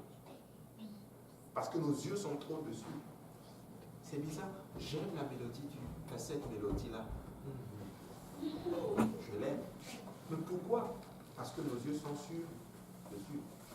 Mais si on se dit, mais si j'apprenais le piano et que je prie que Dieu m'inspire à composer une mélodie, on peut le faire. On peut vraiment le faire. Tu sais, regarde, moi je suis tellement content. Il y a certains juifs, par exemple, ils vont chanter les psaumes. Ils vont prendre les psaumes et ils vont les chanter. On peut le faire. Mais comme on est trop, notre tête est sûre. C'est ça, ouais. Et ça reste doctrinalement faux. Tu sais, même pour être sûr, prends les paroles de la Bible et chante-les. Nous pouvons faire des chansons de la parole de Dieu, nous pouvons faire des chansons, et c'est bon, et c'est bien. Amen. Et le monde va commencer en d'autres termes à venir chercher nos chansons parce qu'ils trouvent que ça leur donne la paix. Parce que non seulement elle est pointe, alléluia, et comme c'est les paroles de Dieu, elle va apporter la paix du cœur. Oui, et puis j'en viens, oui, vas-y. Ouais, mais il y a des gens qui chantent par exemple des chansons chrétiennes, mais leur succès, ça vient des diables, genre. Ça peut être pour moi des chansons là, comme tu vois, par exemple, ils chantent oui, Dieu est un, tout ça, tu vois, c'est la parole de Dieu, mais l'esprit derrière ça, parce que vu que tu sais qu'il prend son succès au diable, c'est ça, tu peux chanter ça, mais c'est pas de Dieu malgré que ça parle de Dieu. Maintenant, je veux vous choquer. Moi, je ne crois pas que... Je pense que le diable, il corrompt en fait les bénédictions en fait. Parce que la Bible dit que tout don parfait vient de Dieu. Maintenant, le diable, qu'est-ce qu'il fait? Il fait un pacte avec toi. Il te fait croire que ce que tu as, c'est lui qui te l'a donné. Ah, ok. Oui. Parce que comme on a enseigné la dernière fois, en fonction de comment tu agis maintenant, on peut voir où tu vas finir. Le diable peut te voir dire que la façon dont lui fonctionne, il va finir riche. Donc je le prends maintenant, je lui fais faire n'importe quoi, et quand il devient riche, il pense qu'il a fait un pacte avec moi. Alors que Dieu l'avait déjà préparé. Mais oui. Des gens qui vont faire n'importe quoi, par exemple, pour avoir, je ne sais pas moi, tel succès. Mais tu es un enfant de Dieu conçu déjà. Ton étoile brille, tu vas briller de mille feux. Tu es conçu pour vivre, tu es conçu pour briller. Et le diable le voit. Le diable dit, je vais lui fait croire que ce qu'il a là, c'est moi qui l'ai donné. Alors que c'est du faux. Rappelez-vous. Il dit à Jésus, adore-moi et je te donne tout ça. Mais qui lui a donné tout ça à lui? C'est Dieu. Ça appartient, tout appartient à Dieu. Amen. Donc il fait faire croire à Jésus que c'est moi qui te vais te donner ceci. Alors qu'écoute, tout ça là, face à Satan, tout ça là, toi-même tu m'appartiens. Parce que c'est moi qui t'ai créé. Et le diable trompe les gens comme ceci. Pourquoi? Parce que les gens sont avides. Ils veulent le succès tout de suite. Ils font des pactes en d'autres termes. Et le diable te fait croire que ce que tu as, c'est lui qui te l'a donné. Alors que Dieu a prévu de te bénir. La Bible dit que quand il a créé l'homme, la première chose que Dieu a fait après avoir créé l'homme, c'est quoi? Il l'a béni. Dieu, après t'avoir créé, t'a donné la prospérité et le succès. Il dit, domine sur tout. J'ai créé tout ça, c'est pour toi.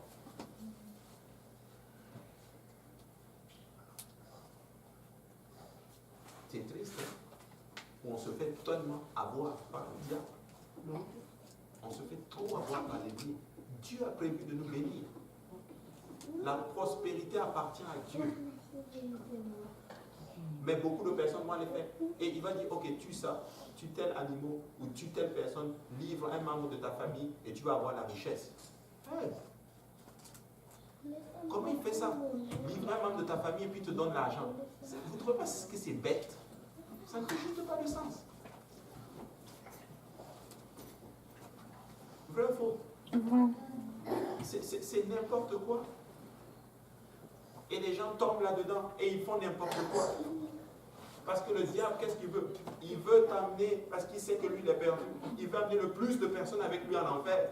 Et pour t'amener en enfer, qu'est-ce qu'il fait? Qu'il te fasse faire quelque chose d'ignoble, qui va insulter Dieu. Dieu a prévu de te bénir. C'est comme si tu viens à la maison, tu dis à mes enfants, écoute, tu sais, si tu veux vraiment avoir l'héritage, écoute, fais ça, tue ton père, tue ceci, fais ceci, je vais te le donner. Écoute, j'ai prévu de tout léguer à mes enfants. Tout ce qui m'appartient leur appartient. C'est à eux. Que le Seigneur nous aide. Donc, ce n'est pas un succès. Ils chantent qu'ils ont le succès, et bon, moi je ne pense pas que ça vient du diable. C'est juste qu'ils pensent qu'en vivant cette vie-là, le diable les a corrompus, tout simplement. Mais je voulais dire quelque chose. Des fois, par exemple, il y a des fois, par exemple, moi je peux écouter une musique, une autre personne, par exemple, n'écoute pas ça, par exemple, un chanteur, tout ça. Alors que c'est par exemple, ou vice-versa. Par exemple, l'autre aussi peut écouter une musique, moi, bon, ça ne me dit rien. Mais comment faire? Parce que des fois, il y a certaines personnes, par exemple, ils vont t'attendre d'écouter une musique, ils vont dire, ah, t'écoutes ça. Puis c'est comme s'ils sont choqués. Ou bien toi aussi, tu peux voir une autre personne dire, hey, t'écoutes ça. Comment faire? Parce que peut-être l'autre, ça lui édifiait, mais alors que toi, ça ne t'édifie pas. Comment on peut faire en tant que frère et sœur, genre? Ouais. Sur ce côté-là, moi, je ne pense pas qu'il faut juger. Des fois, il faut juste, tu regardes seulement et puis tu laisses. Si le texte est doctrinalement faux, là, tu peux lui dire, tu dis, ah, cette chanson-là, mon frère ou ma soeur, je regarde, il dit ça et puis c'est contraire à la parole du Seigneur. Tu vois. Mais il y a certaines chansons, certaines vont dire, ah, moi, je n'écoute pas. Et puis d'autres vont écouter. Tu laisses seulement. Tu laisses seulement et puis toi, tu développes ta propre relation. Si Dieu te convainc de ne pas l'écouter, tu ne l'écoutes pas. Tu ne l'écoutes juste pas. Et puis tu continues. Parce que si on tombe dans ce fait, dit, oh, tel écoute ceci, ah, mais pourquoi lui n'écoute pas? On ne va pas s'en sortir. On ne va pas s'en sortir. La Bible dit, nous devons conserver la paix jusqu'à atteindre l'unité de la foi. Amen. Elle avait levé une question avant, j'en viens à toi. Oui. Je pense que j'avais déjà répondu. Ah ouais. Quand vous avez parlé, parce que ça concernait pourquoi est-ce que quand on c'est comme si ces gens qui expliquent la sanctification, c'est comme les chants.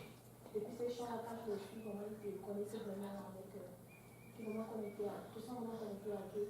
Par contre, quand tu vas voir des gens, qui sont comme sanctification, consécration et choses, quand tu vas peut-être écouter Oui, c'est parce que ceux qui sont consacrés, Et si tu creuses bien, tu vas trouver des gens consacrés qui ont composé de très beaux cantiques. Je te donne un exemple. Prends les psaumes. Composés par David, par Moïse, par Asaph. C'est des cantiques. Tu vois? Donc, on peut se consacrer. Et c'est parce qu'aujourd'hui, nous sommes au 21e siècle. On est au 21e siècle. Et puis, il faut qu'il y ait la musique, il y a le style de la musique en d'autres termes. Alors qu'avant, c'était de la harpe et tout. Mais aujourd'hui, il faut qu'il y ait le piano, il faut que ça donne le rock. Parce que les jeunes aujourd'hui, c'est le rock. C'est la musique, ça fait du et tout. On ne comprend plus. Alors qu'aujourd'hui, il faut que la musique soit d'un style. Aujourd'hui, on a la guitare électrique maintenant. Et les gens sont contents. Et ça, c'est les jeunes. Le contexte a changé. Je ne suis pas contre les styles musicaux. Mais il y a certains styles musicaux que moi, je n'aime pas. Maintenant, on va commencer maintenant à rentrer dans le rock, les affaires de rock, le hard rock, le zouk chrétien. Mais il y a les zouk chrétiens. Maintenant, c'est ça, je ne veux pas rentrer. Moi, quand ça commence à être trop, c'est pour ça que j'en parle. La musique maintenant, il y a des musiques soi-disant chrétiennes, c'est chrétien, mais c'est trop sensuel. Okay. Il y a beaucoup de dilution. Et quand tu écoutes, au lieu que ça te connecte à Dieu, c'est la chair. Oui, c'est la chair. Non, c'est vrai. Parce que, et ça fait parce que, écoute, c'est comme si tu fermes les yeux et qu'on enlève les paroles. C'est comme les chansons en Martinique et tout. Les zouk où les gens sont à la plage en train de danser. On comprend plus. Moi, j'aime les vieux cantiques là. Alléluia. La Bible dit chanter un nouveau cantique, c'est vrai, mais pas les nouveaux cantiques qui deviennent juste trop mondains. C'est ça que la Bible est en train de nous enseigner.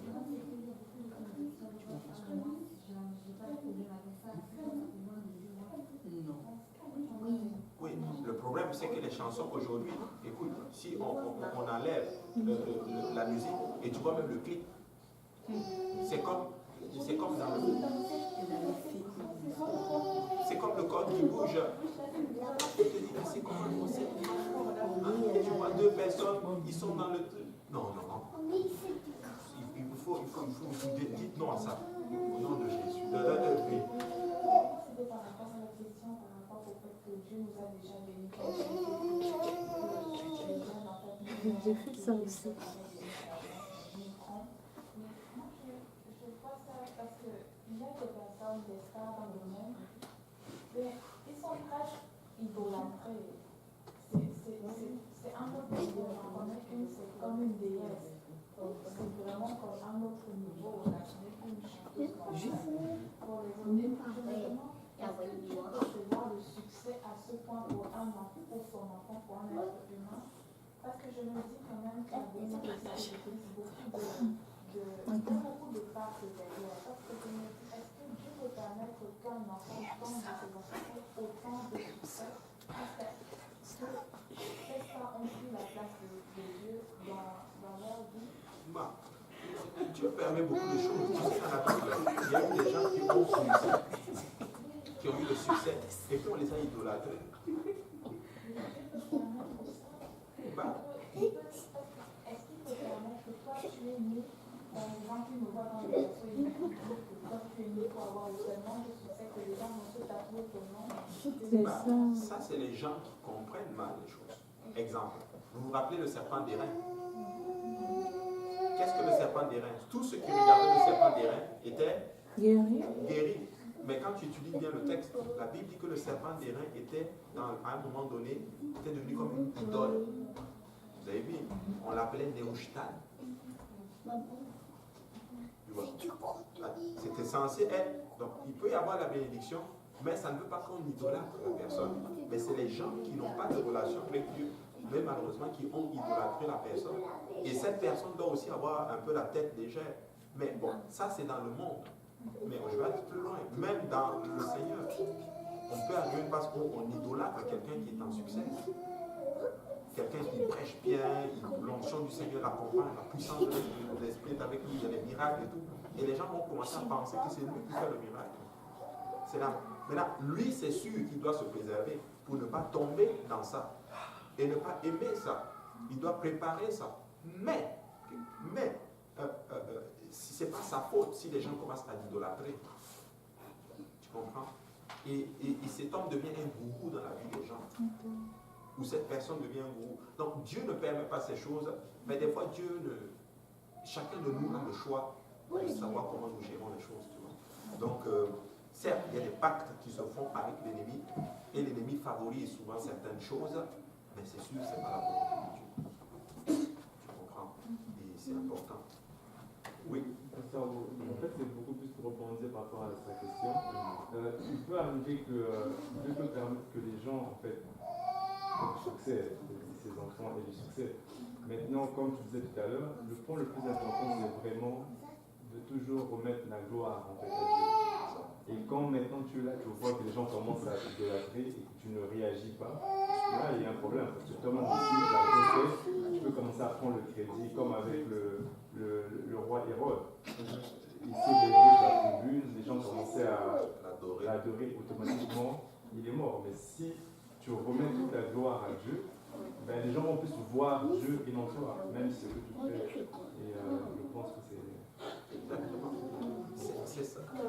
Si toi tu as fait ton rôle, tu as dit aux gens, ne m'adorez pas. C'est comme un monsieur au Nigeria, je pense qu'il vit toujours. Apparemment, il y a beaucoup de miracles qui se font à travers lui. Et c'est non, pas lui, c'est un autre. Ouais, lui, le Seigneur est moi. Mais lui, c'est un autre. Lui, apparemment, les gens achètent sa cassette et les gens font des choses. Et j'ai vu un truc où il a pris le micro, il a dit, j'ai appris qu'il y a des gens qui vendent des porte-clés avec mon effigie, disant que ça porte bonheur. Il dit au peuple, n'achetez pas cela parce que je ne suis pas Dieu. Ce n'est pas moi qui leur a dit de faire ceci. N'achetez pas cela, je ne suis pas Dieu. Important. C'est ça. Mais le problème avec quand on commence à idoliser quelqu'un, bah, lui aussi il aime ça. Sa tête gonfle un peu. Tu vois, il ne peut pas descendre un peu. Non, c'est le Seigneur. C'est le Seigneur. Tu vois. Donc, est-ce que nous devons changer peut-être notre manière de dire les choses? Par exemple, tu peux voir quelqu'un, parce que je me dis, les gens qui idolisent la personne, peut-être des fois ils apprécient ce qu'il fait. Et aussi, par exemple, nous aussi, par exemple, papa qui est frère et soeur, des fois, par exemple, tu peux voir ta soeur, elle fait quelque chose. Tu dis, ah, t'as bien fait ça. Par exemple, au lieu de dire ça, est-ce qu'on peut dire, je rends grâce à Dieu pour ce que tu as fait? C'est juste comme nous-mêmes, on rend grâce à Dieu, même en l'encourageant, parce que des fois, on le dit, ah, t'as bien fait ça. C'est ça aussi, ça va créer l'orgueil. Mais en tout cas, même s'il va aussi rendre gloire à Dieu, il va dire gloire à Dieu, mais je me dis, mais des fois, on va juste comme changer notre manière de parler. Bon, oui, tu as raison. Peut-être que ce serait mieux pour se protéger, mais je vais vous choquer encore. Tu sais, il y a certaines choses, Dieu va le faire avec toi. Tu vois, Dieu va le faire avec toi. C'est pas que on ne peut pas dire, tu peux dire souvent, j'ai fait ça avec l'aide de Dieu. C'est ça la beauté du Nouveau Testament. C'est l'Esprit de Dieu qui utilise l'homme pour travailler. Donc tu produis aussi un effort. Tu ne restes pas comme ceci. Amen. Dieu t'utilise. C'est comme David. Il a fait tomber Goliath avec l'aide du Seigneur. Mais il s'est levé. Il est allé affronter Goliath. Tu vois. C'est comme quand tu prends l'histoire de Gédéon. Quand ils allaient pour combattre. Cette phrase m'a toujours frappé. Je ne l'ai jamais compris. Il dit ceci. Pour Dieu et pour Gédéon, nous allons combattre. Nous allons combattre pour Dieu et aussi pour Gédéon. Et le peuple est allé combattre. Boum, boum, boum. Et bien, ils n'ont pas vraiment combattu. Ils ont pris quoi? Des torches, hein, avec des bâtons, des choses comme ceci. Un jour, je vais enseigner là-dessus. Et l'ennemi a été tombé. Tu vois? Maintenant, il ne faut pas tomber maintenant dans la nuance. Ah, c'est moi. Non. N'oubliez jamais ceci. C'est Dieu, et Dieu qui nous utilise. C'est ça la beauté du Nouveau Testament. Dieu utilise tes mains. Dieu utilise ta bouche. Écoute, des fois pour enseigner, Dieu va te moindre. Tu dois rester humble. Mais tu vas aller t'asseoir et chercher. Tu vas étudier. tu vas chercher, tu vas préparer ton texte et Dieu va te poindre. Et des fois, Dieu va te dire, ah ok, va chercher dans cette direction. Tu as mis du sien et tu as mis... Mais comme tu as dit, c'est la meilleure chose à faire pour ne pas tomber dans l'orgueil. Oh, nous bénissons le Seigneur qui t'a utilisé puissamment aujourd'hui. Amen. Mais on peut aussi encourager quelqu'un, on peut dire, tu as bien fait, tu as fait un bon travail. On le dit souvent ici, on rend grâce à Dieu pour notre équipe de gens. Ils ont fait un bon travail. Oui, quel travail ils ont fait? Pas le performer, non. Ils se sont préparés et ils se sont laissés utiliser par Dieu. Ils ont fait un bon travail. Donc, le bon travail, c'est où? Lorsque tu te laisses utiliser par Dieu et que tu fais ce que tu es censé faire. Tu as prié, tu as cherché la face de Dieu, tu t'es consacré, tu t'es sanctifié et Dieu a fait le travail. Maintenant, c'est la bonne façon de dire, sœur Clémence. Vraiment, je rends grâce à Dieu que le Seigneur t'ait utilisé. Comme ça, on donne toute la gloire à Dieu. Maintenant, il faut maintenant savoir connaître les gens. Si tu sais qu'une personne a un tout petit peu de gloire, le gars va juste mourir seulement. Parce qu'il y a des gens, dès que tu le montres un peu, c'est fini. Le gars plane. Donc lui, il faut le laisser pour le préserver. Et il y a certaines personnes, tu sais, qui gèrent bien ceci. Qui gèrent bien ceci. Donc, c'est un peu cela. Amen. Donc il faut faire attention à la musique. Maintenant, la musique, comme dernier point, une chose, ça peut être doctrinalement juste, mais la façon de l'utiliser, elle peut être sensuelle et toutes ces choses dont on a mentionné. Il faut faire aussi attention à cela. Alléluia. Oui. Donc, on peut écouter la musique chrétienne Zouk. Parce que moi, j'ai une question dans le sens où je me dis, les gens.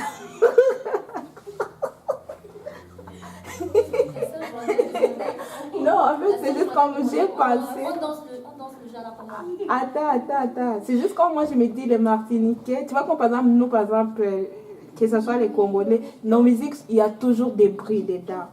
Ou les Africains. Mais et leur musique, c'est ça, les autres, c'est leur. Je ne sais pas comment je peux expliquer. Bon, ok. Je te donne un exemple. Okay. C'est comme quand on dit par exemple Dimanche des Nations. Chacun porte sa tenue africaine, arrive. Une fois on a dit Dimanche des Nations. Mais à Saint-Laurent, certains ont sorti de ces accoutrements. On a dit danser. Hey! Les danses traditionnelles où on bouge les bougères. C'est là que depuis ce temps-là, quand le pasteur dit portez vos habits, vraiment portez les habits africains, mais je vous en prie, les feux de raffia, là on ne peut pas se laisser. Portez ça vraiment dans la sanctification. Je vous dis qu'il y avait de ces danses ce jour-là. Seigneur, que ton nom soit béni.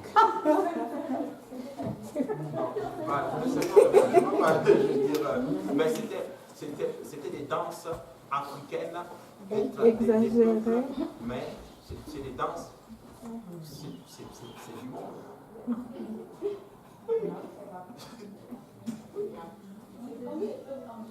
Hein? Non, le Seigneur est bon. Mais c'était juste pas bon. Si tu vois, toi-même tu vas dire, maman. Que même quelqu'un qui n'est pas dans l'église remarque, parce que j'avais ramené un invité, et quand il a dit ça, il était vraiment choqué. Il a dit c'était bien, mais il y avait quelqu'un qui dansait devant là, habillé d'une façon qui tournait, genre, puis lui, quand il a vu ça, il était juste choqué. Ah non, c'était chaud. Ce jour-là, moi je me dis, mais attends, quel courage. Quel courage. Donc, il faut faire attention. Il y a des musiques dans le monde. Vous savez, la musique, c'est très puissant. Il y a de l'onction dedans. Les sorciers, ils utilisent la musique, en d'autres termes, pour faire maintenir la présence d'un esprit. Et en Afrique, vous allez rencontrer, il y a certains types de musique. Ça, c'est pour appeler un esprit. Pour appeler des esprits. Un de mes collègues de travail, qui n'est même pas chrétien, qui est musulman, me dit qu'un jour il s'est retrouvé dans son pays, c'était un pays maghrébin, et puis il s'est retrouvé quelque part, il dit que lui ne croyait pas à la sorcellerie. On l'a amené quelque part, et puis puis boum, il a vu les gens, il dit que non, c'est pas vrai ces choses-là. C'est ces enfants qui sont nés ici, qui ont grandi ici. Et puis il dit qu'il y a une musique qui a entonné. Et dès que la musique a entonné, il dit c'est fou. L'atmosphère a changé. Il dit qu'il sentait la présence d'un esprit. C'est pour ça qu'il faut faire attention. La musique n'est pas créée, rappelez-vous, elle vient du ciel. Et le directeur de l'adoration, de la musique, c'était Lucifer. Donc il connaît les facettes de la musique.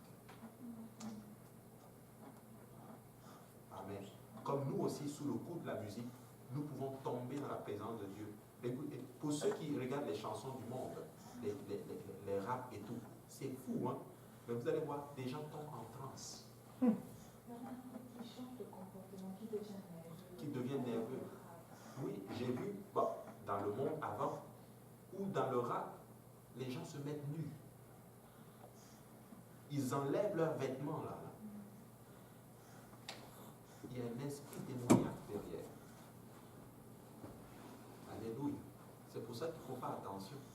Et quand la musique, elle est aussi moins, rappelez-vous, quand tu étudies les Écritures, à un moment donné, je sais plus, je pense que c'était le prophète Élisée. On a envoyé des gens pour consulter, pour voir la volonté du Seigneur. Élisée a accepté. Savez-vous qu'est-ce qu'il a fait pour tomber dans la présence de Dieu? Apportez-moi la harpe. On a commencé à jouer de la musique. Et l'Esprit de Dieu est tombé sur lui. Et il a prophétisé ce jour-là. Amen. La musique, quand Saül était tourmenté par un esprit, comment on faisait pour chasser cet esprit? David jouait de la harpe. Mais la harpe des loin de Dieu, avec une relation avec Dieu, chassait le mauvais esprit. Voici pourquoi, peuple de Dieu, alors que vous, ceux qui sont dans la chorale, s'il vous plaît, soyez consacrés. Parce que quand tu es consacré et que tu chantes pour Dieu, ta chanson devient une puissance qui chasse les mauvais esprits qui sont dans la maison de Dieu. Quand la chanson sort de toi, alors que tu es consacré, quand tu joues au piano, la présence de Dieu tombe. Je l'ai plusieurs fois expérimenté. Des gens qui sont loin, lorsqu'ils jouent au piano, la présence du sang, la présence du Seigneur.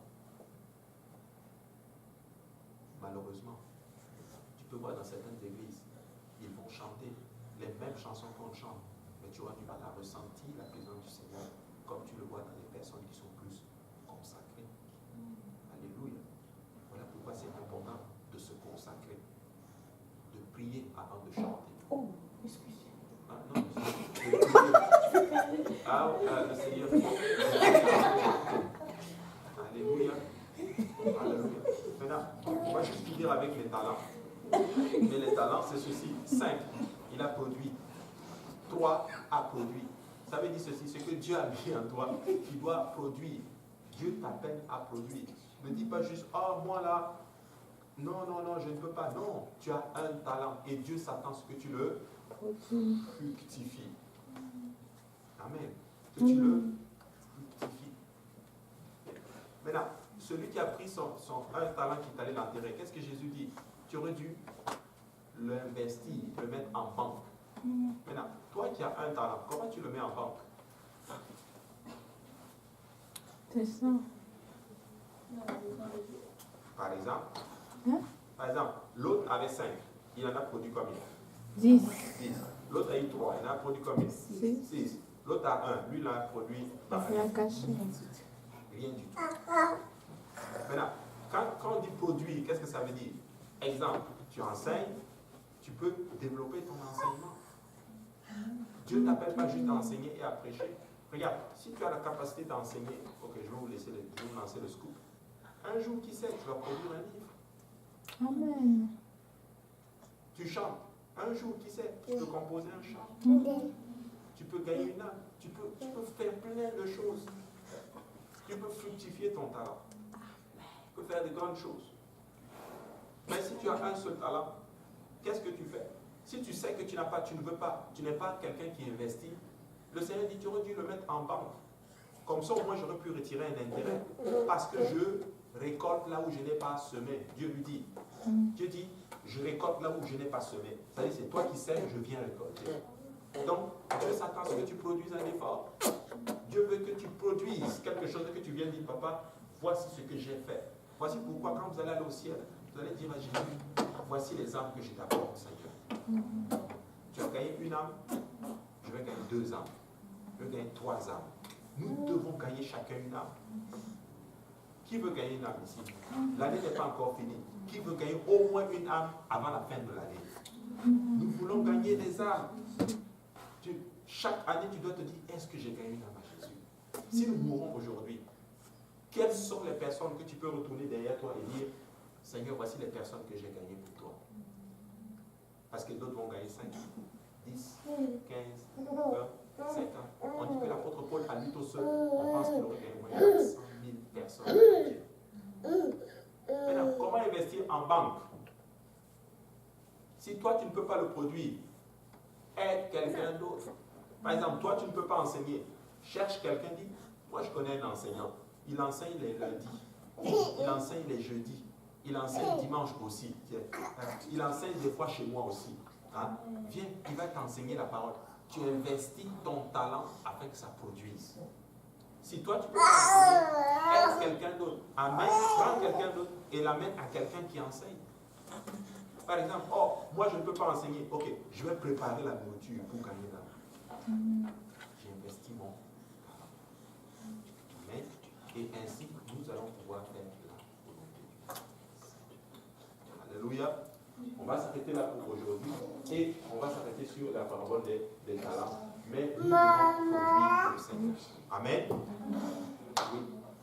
Est-ce que, par exemple, quand enfant de Dieu, par exemple, comme en Afrique, des fois, on peut te donner la nourriture pour que tu manges, mais en fait, dans la nourriture, c'est des pratiques Occulte. Oui. Ouais. Est-ce que si, par exemple, maintenant, tu baptises, est-ce que si tu viens à faire ces choses, est-ce que ça peut facilement pas quand tu te fais regarder comme une chance? Ok.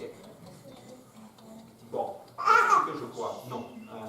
Parce que si te maudit, ça va devenir juste des bénédictions pour toi. Maintenant, si tu sais que ces pratiques occultes, ne mange pas. Si tu l'as vu, il a mis ses produits dedans, tu dis non, moi je ne mange pas ça. Mais si tu ne sais pas, qu'est-ce que le Seigneur dit?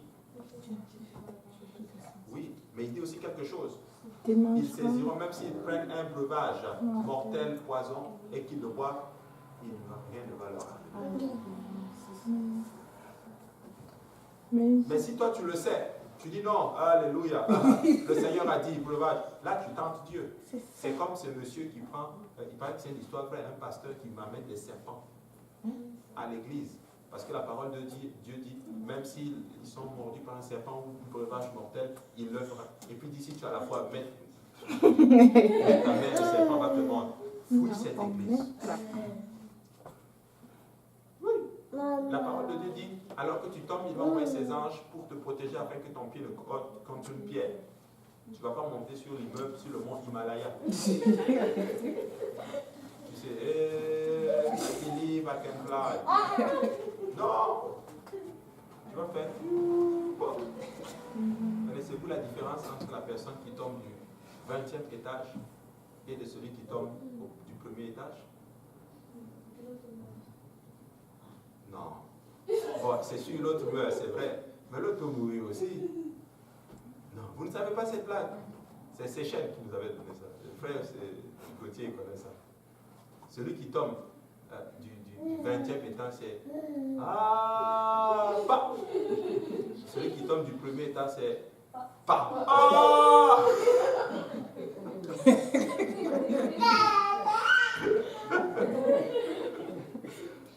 Amen. Donc, si tu sautes, ça va faire ah, pas. Et si c'est du premier étage, ça fait pas ah. Alléluia. Voilà Dieu. On va s'arrêter là pour aujourd'hui. On va rendre grâce à Dieu sur cette belle touche du monde.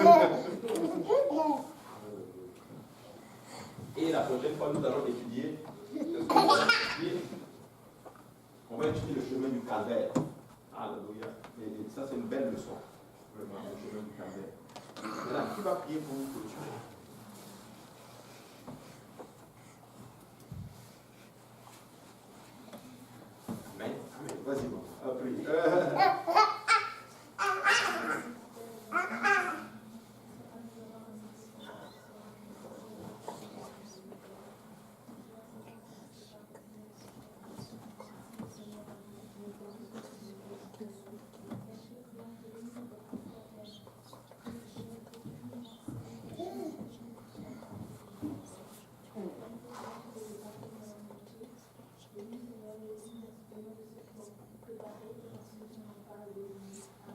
Amen. Merci Seigneur. Au nom de Jésus. Partons nous même pour le Seigneur.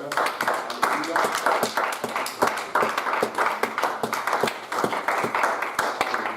Que le Seigneur vous bénisse. Saluez votre voisin et voisine. C'est le coup de un cadet. Tu as même j'ai Comment ça va? C'est en bas? Ça va? Monsieur Cameron.